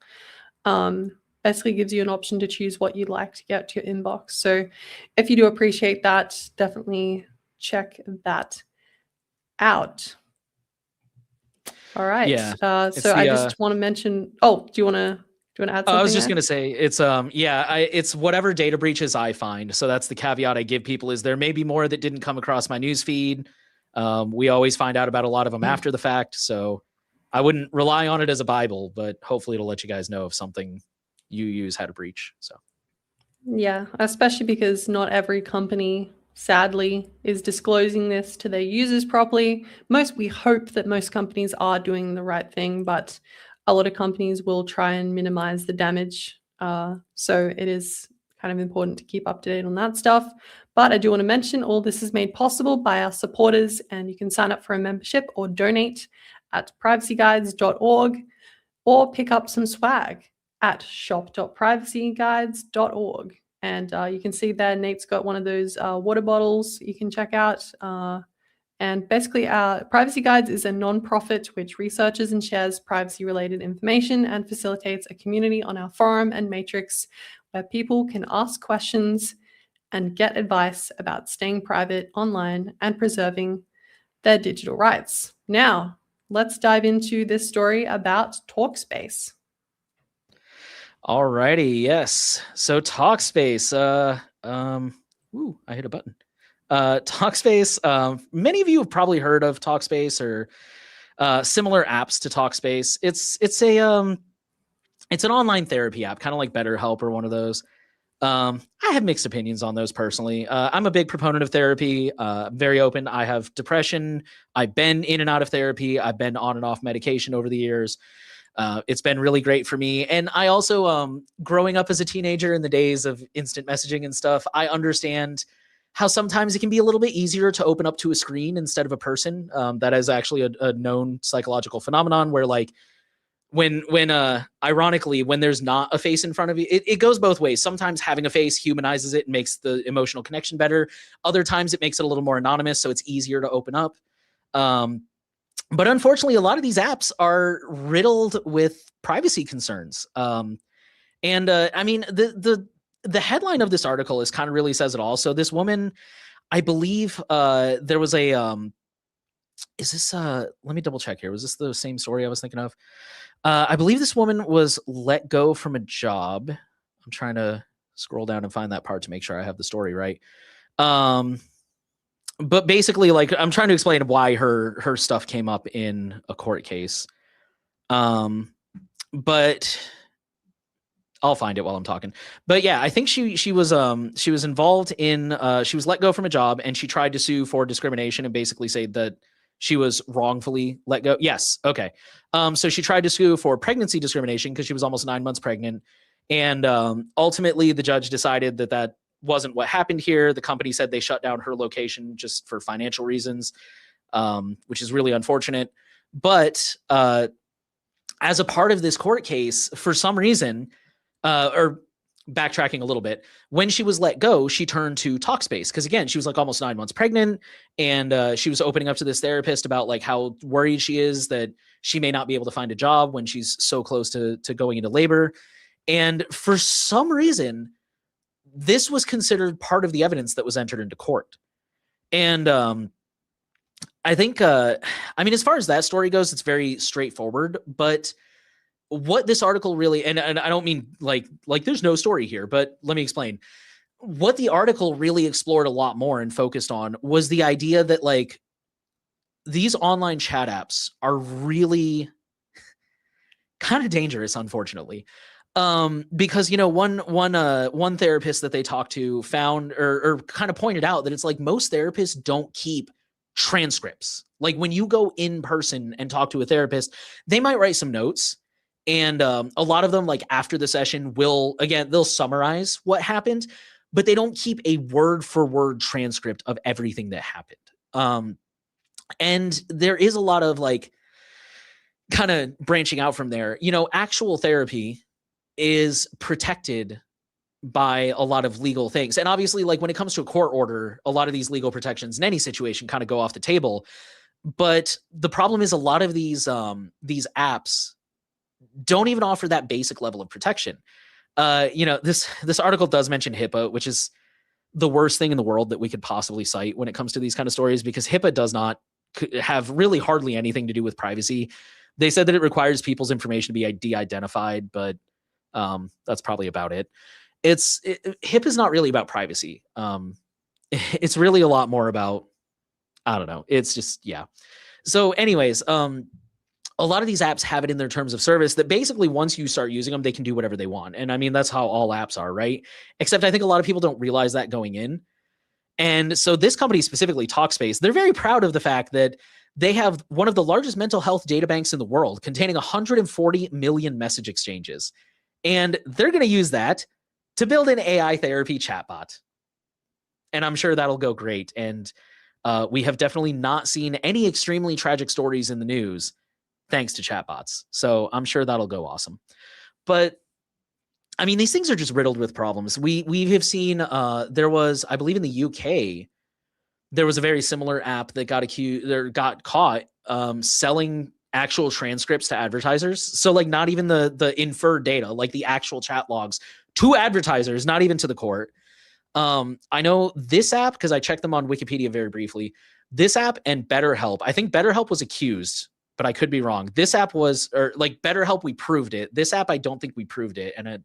But they have both been accused of not using licensed therapists and playing really fast and loose on like, maybe you're talking with a volunteer or something like that. And I don't know how they get away with that one, because there are very strict rules, even in between states. Here in the US, like when my wife and I moved out of state, she couldn't keep her old therapist. And they were very upset about that because they had a great relationship and they were doing really well. But yeah, it's like, it's just crazy stuff. And it's really unfortunate. I don't know if we have too much to say about this story, but I think it's really important to highlight because, again, this frustrates me because therapy is freaking expensive, right? Like, I think everybody knows that. It's a form of healthcare. And at least here in the US, our healthcare system is incredibly broken. And it's so expensive, but it's so valuable, especially in today's day and age. And it's really unfortunate that this stuff is not being protected. There's no laws around this. It's not, I mean, I guess there's HIPAA, but again, that doesn't have anything to do with privacy. So it's really unfortunate that this is being abused the way that it is. And I will say, in my personal opinion, like if your choices are, I'm not going to go to therapy and I'm probably going to suffer, or I can take advantage of one of these apps, I would say it's still probably worth taking advantage of the app. But unfortunately, it's, you know, me personally, I always give the advice of like, don't lie to your doctor, right? We talk about like data breaches and how do you keep your data from being swept up? And in a lot of cases, you can use PO boxes, which for the record, you should still do this with your doctor. You can use a PO box, you can use a forwarding email address. But, you know, when I order something on Amazon, I can get it sent to a locker. I can use a fake name, something like that. When I talk to my doctor, I kind of have to be real about what's going on. They have to be able to treat me, whether that's a medical doctor or a therapist. And so it's really unfortunate that these things are just not being treated with the level of protection legally and technologically that they deserve. And I think that's just, it's unfortunate because, again, we talked earlier about when you're being surveilled, it changes your behavior. And so if I had to use one of these apps, like, again, if I'm in a situation where it's like I can either not get treatment and things are not going to go well, or I can go get treatment through one of these apps, just using the app is going to change how I talk and what I open up about. And that's just, it's so tragic. But unfortunately, it's something we have to let people know about because it's something you have to be aware of. So I don't think I have much more to say about that without going in circles, but that is what's going on with these apps. They're if you can go to in-person therapy, that would probably always be better, unfortunately, or even telehealth, even if it's recorded or not recorded, but even if it's takes place over Zoom or something, that's still probably better than these, unfortunately. So I think one thing that's also kind of like an issue with these telehealth apps, like we've seen in the past, I don't know if anyone remembers, but BetterHelp was also an online, it's actually extremely, like, it's promoted a lot everywhere, on podcasts, on YouTube, basically everywhere. Like, I've seen like probably hundreds of ads for BetterHelp at this point, where they were sharing sensitive health data, and I think they were fined. Yeah, they were fined 7.8 million by the Federal Trade Commission in the US. So, I think I do have some questions about this article in particular, though. Like, how exactly, like,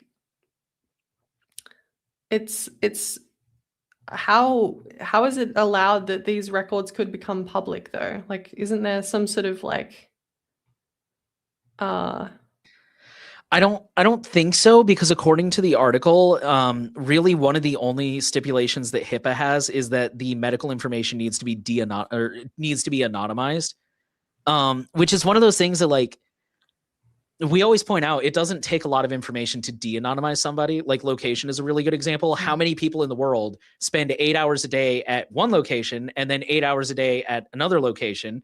Probably not a lot. So it's the same thing with, like, a lot of therapy. Like, how many people have that specific backstory, have that specific combination of symptoms, have this specific, and I mean, also, like, when you're going through the log, like, or like when you're talking to your therapist, you're not going to use like made up names most of the time, right? You're not going to be like, yeah, so my ex, let's call her, I'm trying to think of a name, Alice, right? Let's call her Alice. You're not going to do that. You're going to use the actual name. And so it's just, yeah, I don't understand how. I think it's just one of those cases where, like, legislation has not caught up to the situation that we're in right now, is what I think it is. I think it worked back in the 1980s, but I don't know if it would work now. Yeah, I don't think they thought we'd all be seeing therapists on our glass slabs and typing everything, our entire life into it. So HIPAA was passed in 1996. yeah, definitely before any sort of smartphone. Wait, wasn't that when The Matrix came out? When did The Matrix come out? Oh, I thought it was 1999. 1999, but yeah. I don't pay attention to this stuff. Yeah. Anyway, so I guess the thing with this is, I think it's kind of this is kind of a clear breach of people's consent, right? Because when you're talking to a therapist, you consent to sharing very sensitive, sometimes things you would never tell anyone else, right? This is information and things you're telling somebody that you would never want to be public. So I think this is basically it's breaching the trust of everyone that uses the platform, I think. Obviously, there should be more protection. Like, I mean, I think that if there's these sort of telehealth apps, right, I think they shouldn't be saving the conversations. It should be end-to-end encrypted. It should be deleted after a certain period of time. Like, there should be more stuff than that. And apparently, according to this, it was saying there was, 140 million message exchanges. Like, that is a ridiculous amount of information. And even if it was, like Nate said, de-anonymized, like, if I'm talking about something specific to my life, I think it wouldn't be that hard to find that person. Like if you're talking about something pretty specific to you, right? So this is just kind of disgusting. And yeah, I think that, yeah, you're right. The laws definitely haven't caught up to this globally even. Well, and just to add on to one thing you said, you mentioned like this is a violation of consent, except it's quote unquote not, because it was in the terms of service, right? The terms of service that nobody reads and that are also like super vague anyways. Like, we will share your data with trusted business partners for legitimate business reasons. And it's like, oh, cool. That's really specific. Thanks, bro.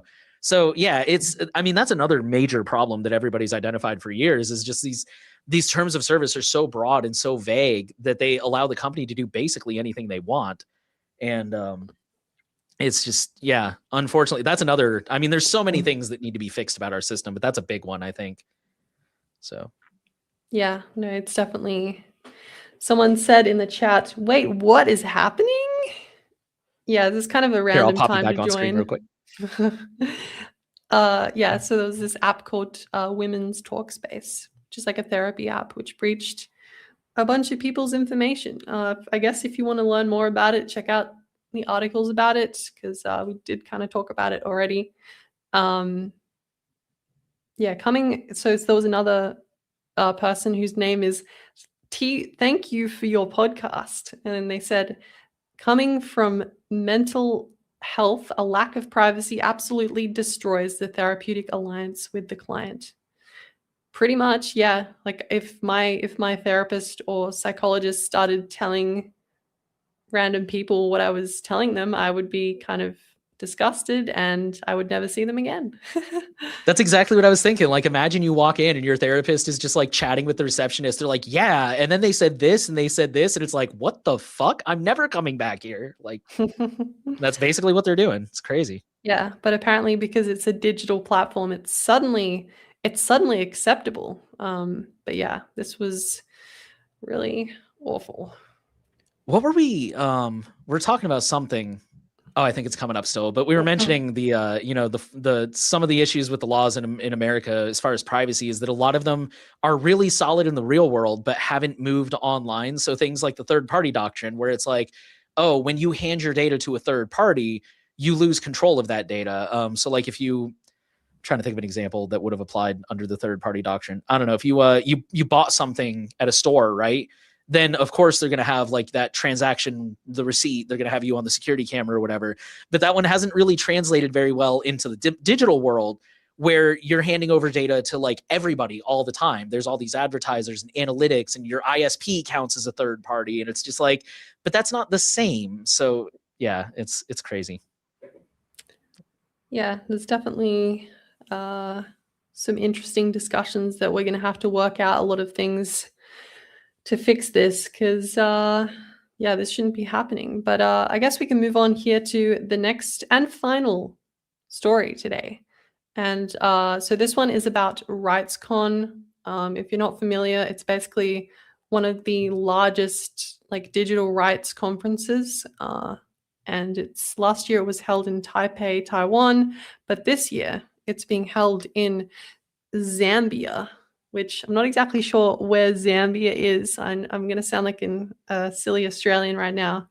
I want to say Southern Africa, but oh yeah, I'm not too far off. Yeah, I was going to say South Africa, but okay. Okay, yeah, there we go. Sorry. I'm not too familiar with that part of the world. But yeah, RightsCon, a global conference of thousands of advocates, technologists, academics, policymakers, and others concerned with issues at the intersection of human rights and technology, was scheduled to kick off at Lusaka, Zambia on May 5th. But with just days remaining and with many participants already en route, the Zambian government officials announced that they would postpone the conference in order to, in quotes, ensure full alignment with Zambia's national values, policy priorities, and broader public interest considerations, unquote. So that does sound slightly red flaggy. You know, this is like a conference where they're discussing people's right to free press, people's right to free speech, people's right to privacy in their own home. Like, this is definitely like a human rights conference, right? So this is like extremely sus already. And basically, on Wednesday, after attempting to negotiate a solution, RightsCon organizers announced that the event, in quotes, would not proceed. So yeah, basically the event is not going to happen, according to what our latest information is. On Thursday, the Zambian news site News Diggers published a report citing well-placed sources that told the outlet the summit has actually been cancelled because the program involves Taiwanese delegates who would potentially speak against China at a venue donated by the Chinese government. Ah, I see. So there's like some political issues going on. So I guess that could make sense. Yes, so there was a statement issued Thursday by the advocacy organization. Article 19 noted, we are aware of claims, many of them well-founded, that pressure from foreign governments contributed to the Zambian government's decision. So yeah, this is, I guess, not great that there was like some pressure to get this cancelled, because I guess we can know that, you know, China is sort of one of the largest countries in the world that has a pretty elaborate censorship scheme and, I guess, opposition to digital rights. They have, you know, the Great Firewall of China that's blocking a lot of traffic outside the country, which does limit the free flow of information, and also the large-scale camera systems that they have in the country, which, you know, they have like a ridiculous amount of cameras. So I can see how, you know, there might be some friction there. And there was also this update here. The Tor project actually did a little toot on Mastodon, and they said basically they are standing in solidarity with RightsCon and Access Now local organizers, basically to they wanted to highlight it because the circumstances behind the cancellation underscore the urgent fight against censorship, surveillance, and restrictions on civic participation. And they also released like this blog post along with that. And yeah, so RightsCon is basically about the right to assemble, associate, and speak freely. And this conference being cancelled is kind of like a slap in the face of that particularly. I think everyone in this community is kind of on the same page when it comes to this stuff. People should be able to assemble, associate, and speak freely. And, you know, people's digital rights are important. So it's not great that this is being cancelled, because, you know, human rights are important, like online and offline. But yeah, that's sort of what I thought of this. I think this is just concerning. We can see like the control that foreign governments have over stuff like this, but it's unfortunate to see this conference cancelled. Yeah, I don't think I have much to add to that. It's very it reminds me a lot of well, I mean, first of all, I think it's important to note that this first article that we quoted from said that according to the nonprofit watchdog Freedom House, Zambia ranks as partly free, and they know, and that's on digital rights and free expression. The government has imprisoned individuals for online speech critical of the current government, and journalists are experiencing increased harassment. So to me, this for any sci-fi fans in the room, this reminds me of a few years ago when they decided to host the Hugo Awards in China. And one specific author who my wife really likes, I have her book actually, and I need to read it. I think it was the book Iron Widow. I could be wrong. I can't remember the author's name. I'll look it up. But she was like shortlisted. Like everybody knew, like this woman, actually, I may have their gender wrong. I'm sorry. This person, everybody knew that this person was like guaranteed to be at least nominated. And did not so much as get a nomination. And then it turned out later that the government had pressured the Hugo Awards not to nominate this person or like pay any attention to this person because they were of Chinese descent, and the government didn't like whatever their political positions were or something like that. And I remember when that happened, I remember I sat there and I'm like, so whose genius idea was it to host the Hugo Awards in China? Like, if we knew this was a possibility, like not even this specifically, I'm sure they didn't know that specifically was going to happen until like a week before or something. But also, like, why would you willingly choose to host a convention in a country that is notoriously critical of anything that casts it in a negative light? Just knowing that literature, and sci-fi included, is like one of those things where you kind of push the envelope sometimes. You present new ideas that may not always be popular. And I just remember thinking, I'm like, why would you do that? Like, why would you even tempt fate like that? And this feels the exact same way to me. It's like you decided to host a human rights convention in a country where the government has currently imprisoned people for online speech critical of the government. Journalists are experiencing increased harassment. Like, why would you do that? I don't know. That just blows my mind. But that's kind of my only thought is I don't like want to like victim blame anybody here, but like I feel like the organizers should have known better than to do that. That's kind of my main thought. Yeah, I mean, that is one way of looking at it, but I think, you know, this could have been a good platform to discuss a lot of these issues in the country, right? Like, you know, there's obviously, I think we didn't really know, you don't really know what is going to happen. I think reading down to the end of this of the article here from Tech Policy Press, China has significant leverage in Zambia, according to a database of Chinese foreign investments maintained at the College of William and Mary. China donated $30 million for the construction of the Mulungashi International Conference Center, where RightsCon was to take place. It represents just one of hundreds of investments in Zambian infrastructure, totaling nearly $13 billion over the past decade, according to the William and Mary researchers. So I think this was less to do with, this was more like a political thing, right? Like I think just so you know, like the last conference was held in Taiwan.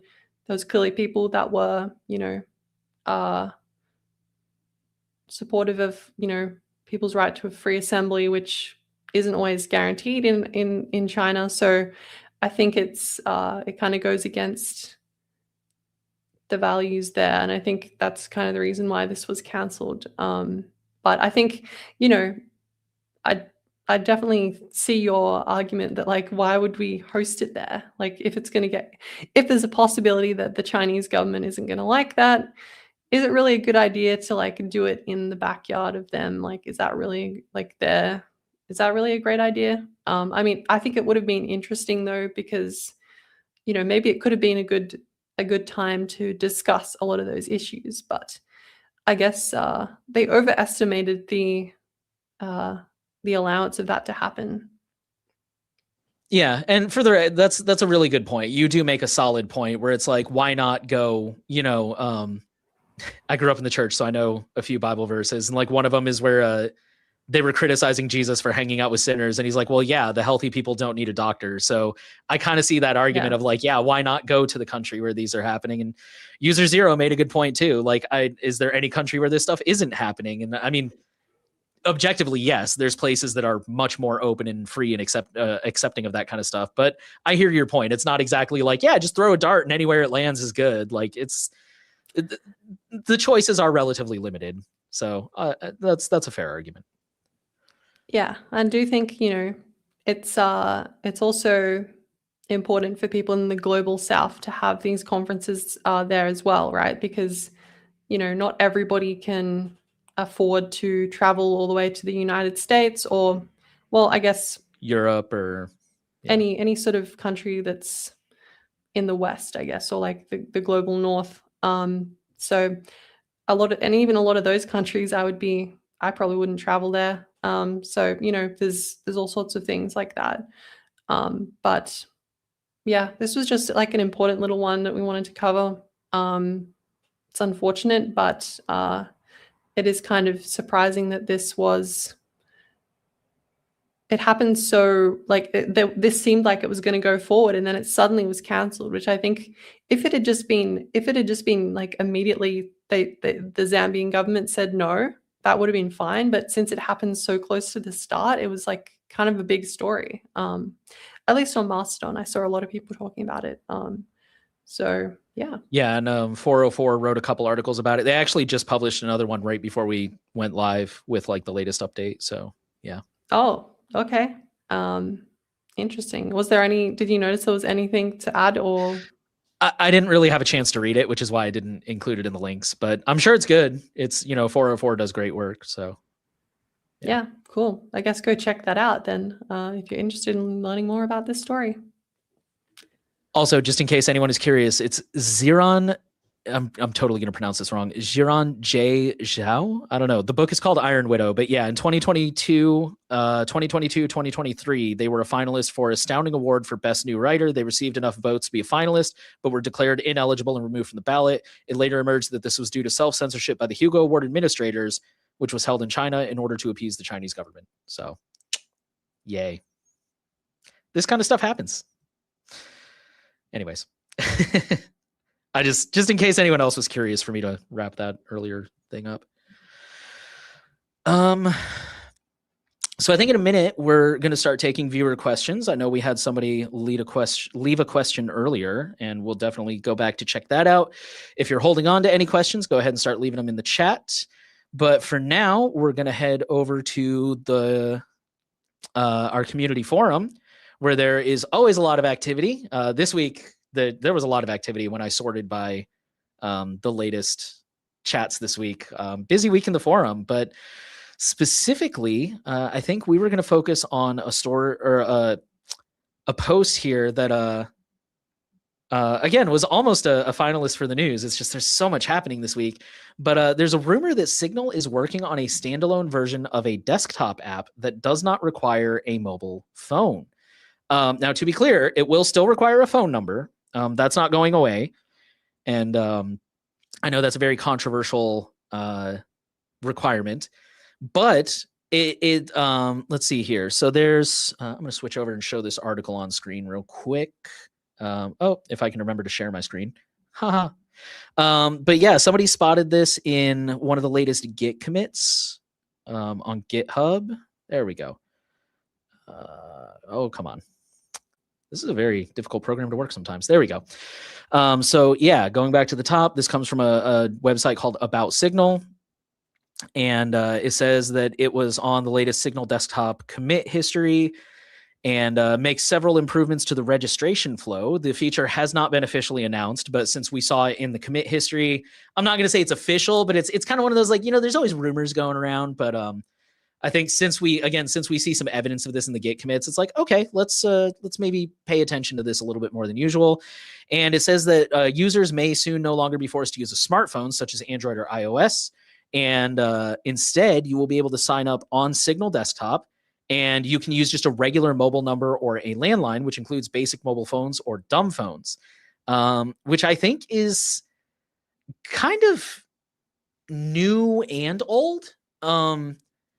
In the sense that, like, I think Joseph Cox or somebody wrote a blog post one time about how they managed to sign up for Signal without using a smartphone. And basically they found like one of the last payphones in America and had Signal call them and deliver like a sign up code over the phone. I don't think it was like a person from Signal, but I think this was a feature they used to offer. So it seems like it's kind of coming back now. And then I think they go on to talk about some of the other updates coming into that app. But yeah, I mean, that's kind of the exciting part that I think we're super interested in. Did you have any thoughts on this one, Jordan? I mean, I'm excited about it. I know the phone number requirement is very controversial in general, but I think anything we can do to lower that barrier to entry and give people more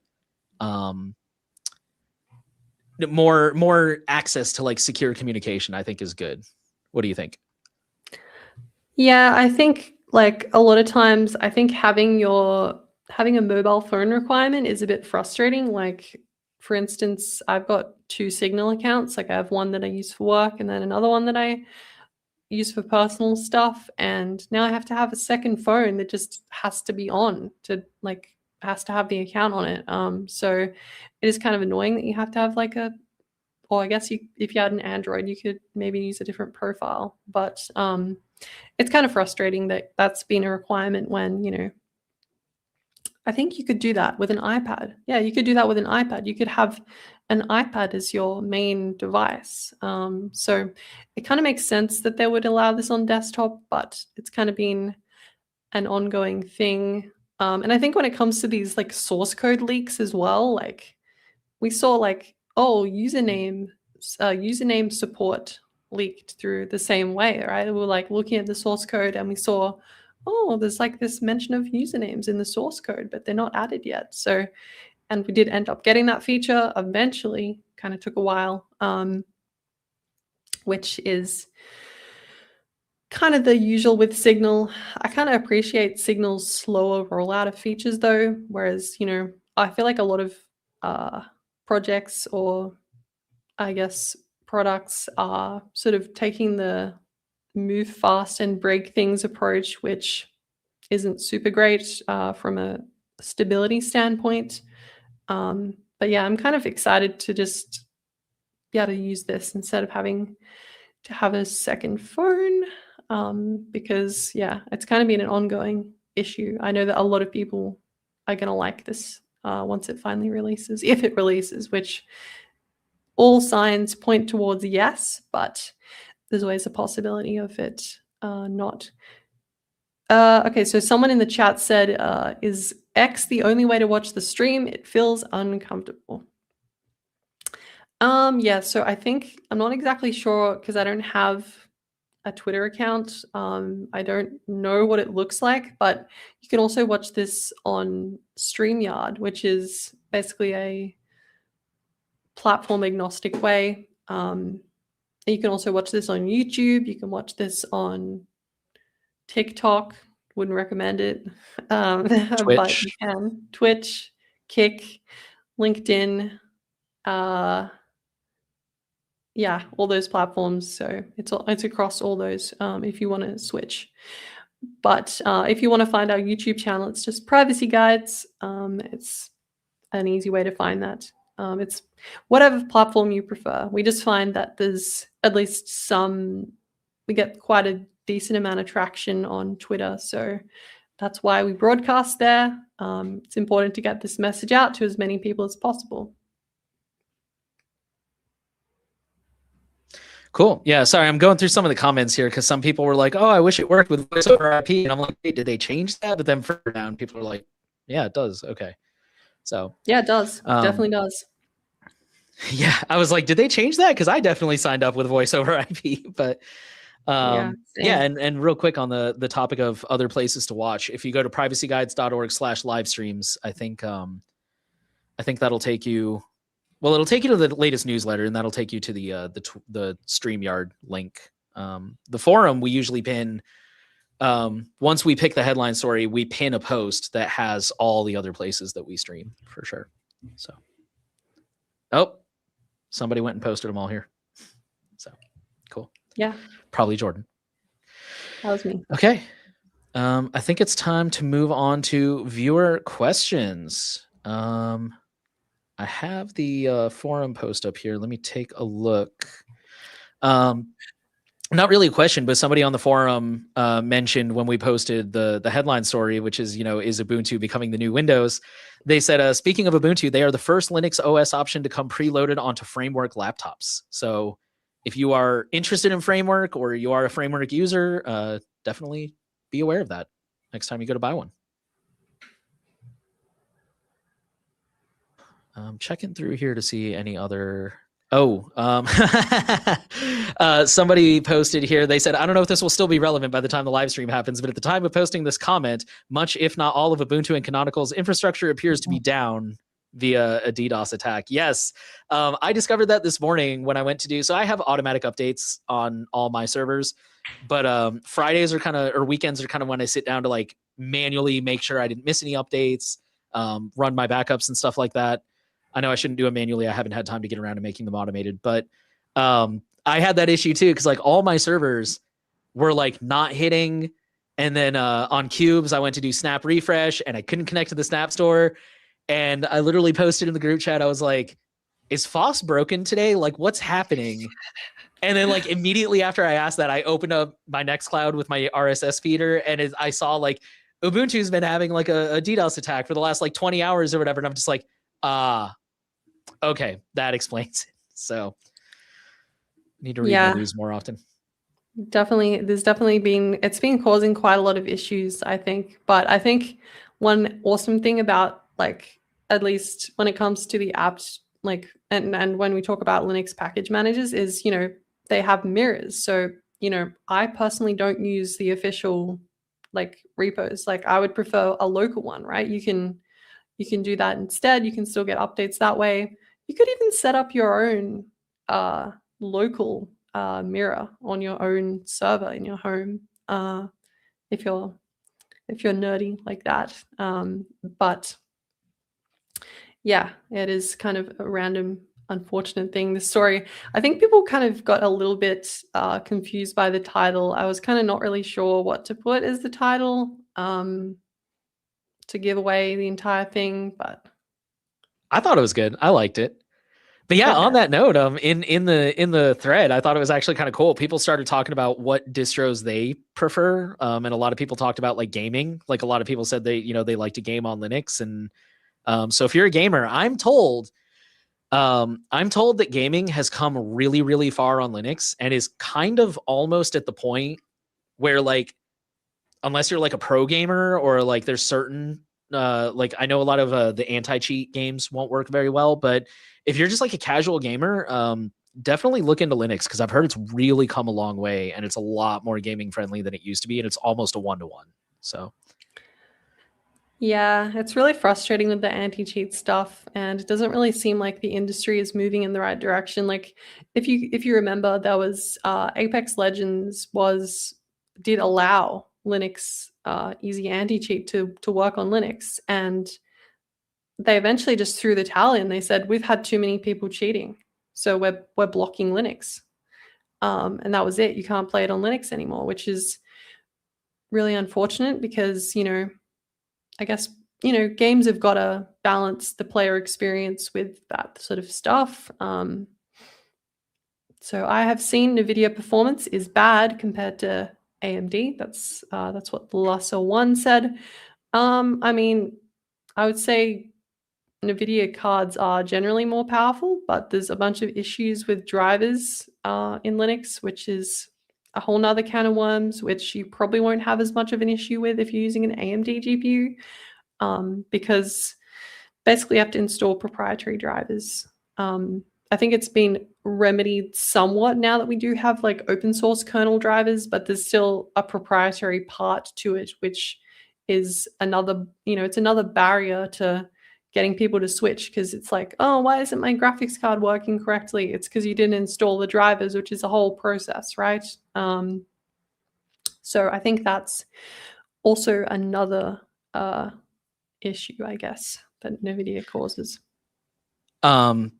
This is not an official recommendation from Privacy Guides, but if you are interested in gaming on Linux, I highly recommend the Linux Experiment. I listen to his weekly podcast, and he focuses mostly on open source stuff. Every once in a while, there's some privacy overlap, but for the most part, he talks about open source specifically. And at the end of each episode, he specifically talks about gaming news, and he digs into like the drivers, and there's this new driver being released and this one versus this proprietary one, and the benchmarks. And so, I mean, if you're really into that stuff, I would say definitely check him out. He's a really good source of information for that, in my opinion. Yeah, I think Linux gaming is like, we saw like even recently that like Linux is like cracking 5% on the Steam hardware survey, which is quite substantial. Like when we talk about the amount of users on their desktop, it's a lot of people. I think it's largely driven by the Steam Deck, because the Steam Deck, I believe, is based on Arch. But I mean, it's super user friendly. My wife has one. She loves it. She put Brave on it, so she can use it like a desktop now if she wants to. But yeah. It's pretty cool. I think I'm going to get one of those. I've got a Nintendo Switch, but I'm like so done with Nintendo. Oh my goodness. I think I can give up with I can give up some Nintendo first party games and like switch to something that's a little bit better. I'm very casual, so I mostly stick to PC games, especially because then I can take them with me when I travel. But I do have like my wife's. So my wife bought like a Switch Lite back when they first came out. And then years later, she decided that she wanted to like start streaming Switch. So we upgraded to an actual proper Switch. And I like inherited the hand-me-down Switch Lite. So technically I have a Switch Lite. I think I have like Star Wars Knights of the Old Republic is the only game I bought for it so far. Because I just, a lot of the time I'm either... At this point, when I do have downtime, I'm trying to get caught up on like TV shows and movies and stuff. So like I think I just finally watched the latest season of Wednesday. Like that's how backlogged I am on stuff. But oh geez, yeah. I'm backlogged on video games, and I'm also backlogged on TV shows, like obscenely backlogged. I've got so many things to get through. So I am going to make time for Silo though. I'm so excited for that. But anyways, getting back to questions that people are asking. Nobody's asking about Silo, sadly. So Lucas said, what's your view on sharing personal information with companies when applying for jobs, knowing that third parties are building a database for marketing? I mean, unfortunately, I think personal opinion, I think this is just kind of one of those things where we don't have a lot of choice. Okay, so the best way to get a job still remains who you know, right? Like if you know somebody who's working at a company, they can put in a good word for you, but you still have to go through the official process, which means applying. And a lot of companies do have like a first party portal. So I guess that's pretty good. But even then that like first party portal really is like administered by someone like at my last job, I think it was Dayforce. I just had a coworker who was like, hey, I need a job. Are they hiring? Or a friend who was a coworker. So we were in the same industry. And I sent him the link and I texted my old boss. I'm like, hey, you should give this guy an interview. He's a really hard worker. But I still noticed when I sent him the link, I'm like, oh, this is just Dayforce. So it's unfortunately, I think it's what I try to do is I try to minimize things. So like I use a voice over IP number. I have an email dedicated specifically for work. I do still use like Brave and, all my usual privacy browsers. I try to use a VPN. I don't know. I think it's also like, how sensitive is this data really? Like, yes, it identifies you, like how many people have worked at that same specific set of jobs, but I guess it's like a threat model thing. Like, okay, they're going to build it for marketing. I mostly block ads anyways, right? So I'm not super worried about that. And also like in terms of a data breach, again, voice over IP number, I use a PO box. One thing I do is I don't put in, at least on the resume, I don't put in an actual street address. I just put in like a city, state, and zip. And then if they want to hire me, I'll give them a PO box. So I think it's like anything. It's about threat model, right? Like, what are you trying to protect against? For me, I'm mostly trying to protect against data breaches. And I think there's only so much you can do, to be totally honest. I mean, unfortunately, we still need to pay the bills. So that's kind of my take. Yeah, I mean, I think it's also interesting. I mean, I come from like not working for companies. I come from like being a contractor and working for myself. So, I mean, I don't know, not everyone has that opportunity. Like not everyone can do that. But I think that does give you somewhat more control because you are your own employer, like, I guess, which, not every job has the ability to do that. But I think that is one area that you can have slightly more control, I guess. But yeah, I've never really had a real job, question in quotes, like whatever, you know what I'm talking about. But yeah, so I don't know, maybe that's something else to consider, but it's obviously it's very applicable. It's very depends on your situation. Yeah, I was a freelancer for a lot of years, and ideally that's the way to go, especially once I got into privacy. Because originally I was a freelancer before I was into privacy, and then once I got into privacy and I realized, I'm like, oh yeah, I could totally like put my PO box on all these invoices and set up a separate email, and like it's pretty cool how much flexibility you have as a freelancer in that regard. But yeah, not everybody has that, unfortunately. But and the taxes are awful. Oh my God. My other project, the new oil, for intents and purposes, the government treats it, the company that I structured it as for privacy reasons, the or the government basically views it as my personal money. So I have to pay taxes every year. I haven't gotten a tax return in years, which, to be fair, is a good problem to have. But boy, do I have an attitude every time I have to file taxes, because I'm like, damn, I don't remember Uncle Sam filing any pull requests or writing any blog posts or editing any videos. Don't get me started on the taxes. I'm so pissed. But anyways. Yeah, I mean, yeah, brutal. that's definitely a downside of that. Kind of happy that I'm an employee now. I don't have to worry about all the ridiculous tax structures. But yeah, there's ways to do that. Oh, someone in the chat has asked, Tam748 asks, what's Silo about? I was gonna get to that one. Not to get off topic. Silo is a post-apocalyptic sci-fi show. Think of it kind of like Fallout, but a lot more serious. It's humanity is now living in an underground silo, and they cannot go outside, and they don't know why. That's kind of the elevator pitch I would give. I love it. Wow. I got my sister into it. My sister actually watched it twice, which was wild. I forget what it was, but I texted her something one time, and she's like, "Oh yeah, I'm rewatching Silo," and I'm like, "Wait, what?" So my next goal is I want to get my wife into it next. But yeah. Oh, that does sound pretty interesting, actually. Stairs and more stairs. Yeah. Lesser one has seen it. He's not wrong. Lots of stairs. I guess we'll go back to, we got one more. How private are messages on Signal? I heard people had their messages leaked or something like that. So every single story I've ever heard about somebody getting their messages leaked on Signal has come from the endpoint being vulnerable, in the sense of like several, I think it was during the first Trump administration, somebody had their Signal hacked, quote unquote, because the FBI seized their phone and unlocked their phone and looked at their messages. Like, obviously there's no amount of encryption in the world that can save you from that. I know there have been, right now in Europe, there's actually been a lot of phishing attacks on politicians to get access to their Signal and their WhatsApp. So if they manage to, and a lot of the time what they'll do with, in the case of Signal specifically, I don't know how WhatsApp works, but a lot of the time what they try to do is basically try to trick users into linking the attacker's device. Like, basically it's a really clever way to get them to scan the QR code without realizing it.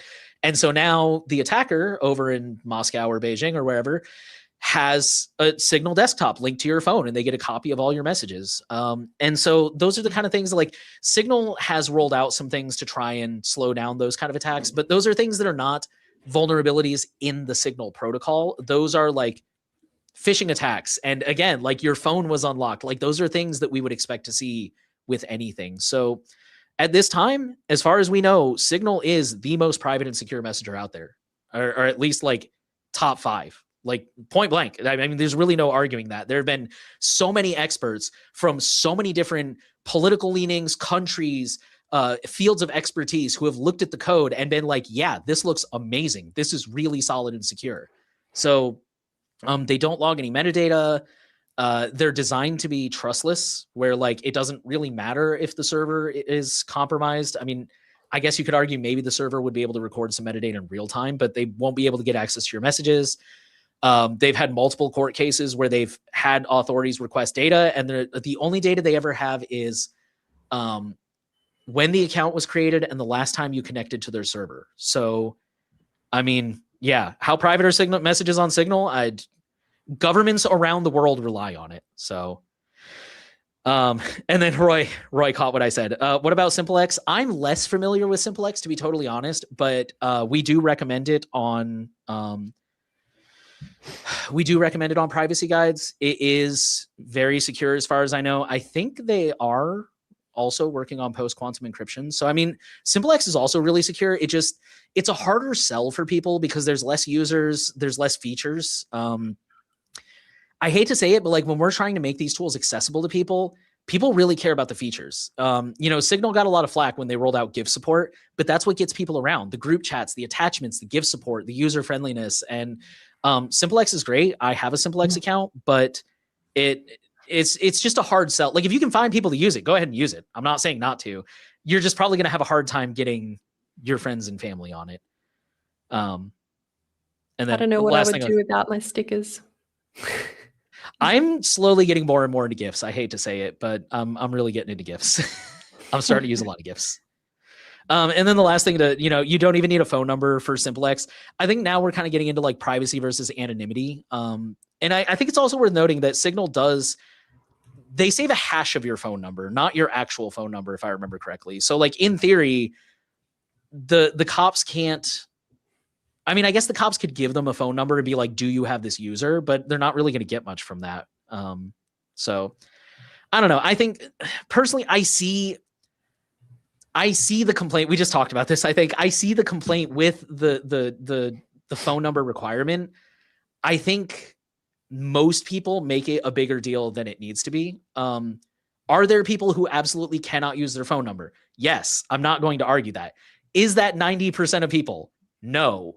I'm glad that tools like SimpleX exist for people who are in that situation, but I think for people to just like completely throw away Signal and be like, oh, it requires phone number, it's trash. Like, I think that's a really strong overreaction in my opinion. But I'll be honest though, I'm a little bit of a Signal fanboy, so maybe I'm just biased. Yeah, I mean, I think as well, like I don't want to throw SimpleX chat under the bus or anything, but it definitely seems like it's technically sound. It's got a good foundation, right? I think the main thing, and again, this is my experience. I tried it like probably a year or two ago, maybe, and maybe a year ago. The setup process wasn't quite as smooth as Signal. So, I think Signal does kind of have an edge in terms of usability, but I think SimpleX does seem to be more of this, like you said,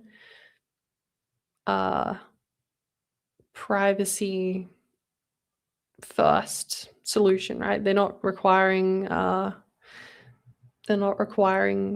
user identifiers at all. Yeah, and I think if I remember correctly, the founder of SimpleX said that one time is basically like when they started, they were really putting all their focus on security.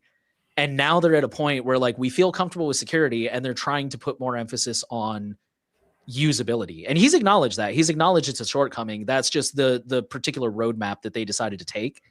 So I know we've already seen a lot of improvement in SimpleX in terms of things like battery life, for example.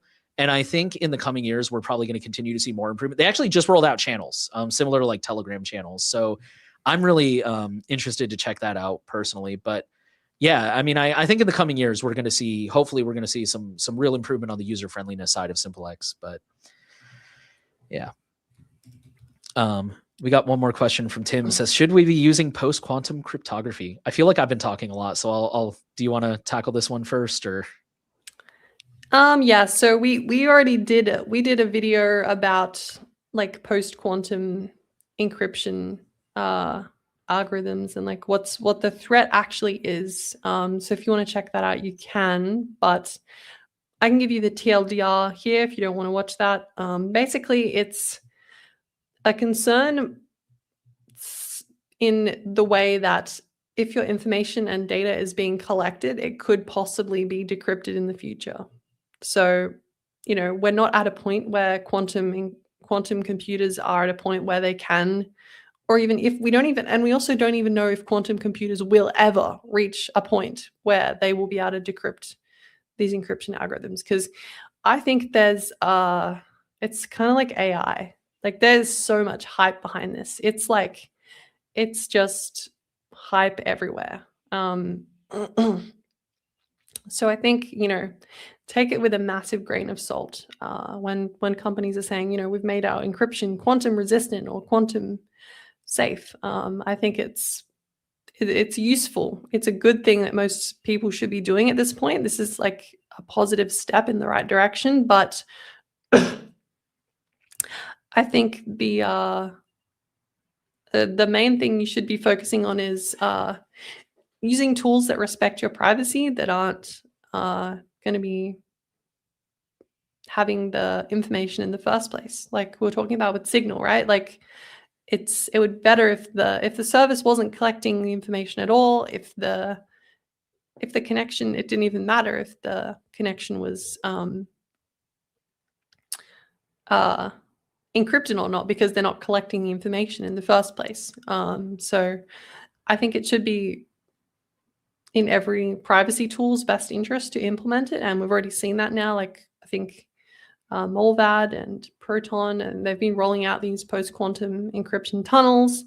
And, you know, it's good to see that this is being adopted more widely, but I think it's not a major concern at this point. But I think it's definitely something that we need to see pushed forward in the next couple of years. Yeah, I agree with all of that.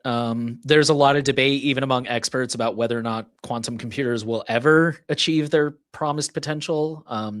I think right now it's one of those things where, like, we have the capability, so let's do it out of an abundance of caution, which, God, I wish more companies would do that, right? We'd have so many fewer data breaches and we'd have so much better privacy if everybody was just like, well, technically we can do it this way, so let's do it just to be safe. But yeah, I don't think it should be a deal breaker. Like, I don't think you should avoid a tool if it's not post-quantum encrypted. But I think if they've got it on their roadmap, or they're expressing an interest in it, or they're working toward it, or they've already implemented it, I think that's definitely a plus for sure. True. Yeah. So Roy actually gave another comment here. It's so cool and super fast to open an account with SimpleX. Very handy when you have many profiles on Graphene OS. Yeah. So yeah, I mean, I could be wrong. I could actually be 100% wrong on that. Maybe they've rejigged their setup flow. So yeah, take what I say with a massive grain of salt. I haven't used it in a long time.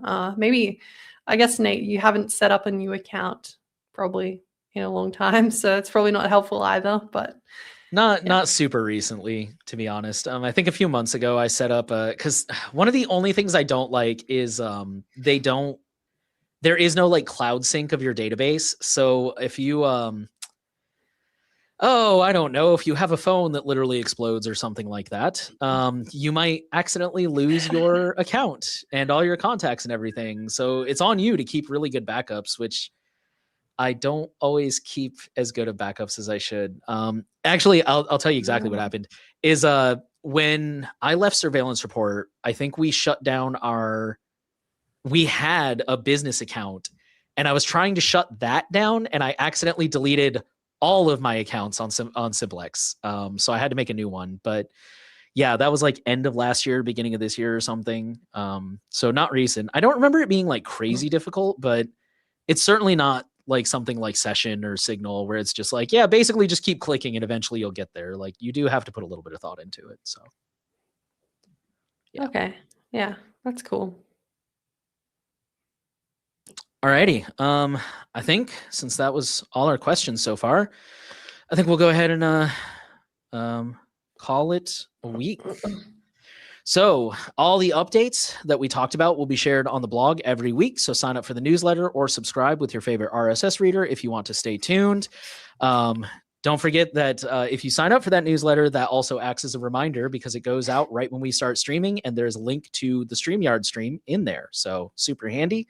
For people who prefer audio, we also offer a podcast available on all platforms and RSS. This video will also be synced to PeerTube. Those last two are not in real time, but if you prefer audio or PeerTube, those will definitely be there. Privacy Guides is an impartial nonprofit organization that is focused on building a strong privacy advocacy community and delivering the best digital privacy and consumer technology rights advice on the internet. If you want to support our mission, you can make a donation on our website by going to privacyguides.org/donate. You could also go straight to the website and click the red heart icon located in the top right corner of the page. You can contribute using standard fiat currency via debit or credit card, or you can opt to donate anonymously using Monero or your favorite cryptocurrency. Becoming a paid member unlocks exclusive perks like early access to video content and priority during the This Week in Privacy livestream Q&A. You'll also get a cool badge on your profile in the Privacy Guides forum and the warm, fuzzy feeling of supporting independent media. So thank you all for watching, and we will be back next week with more news. Thanks, everybody.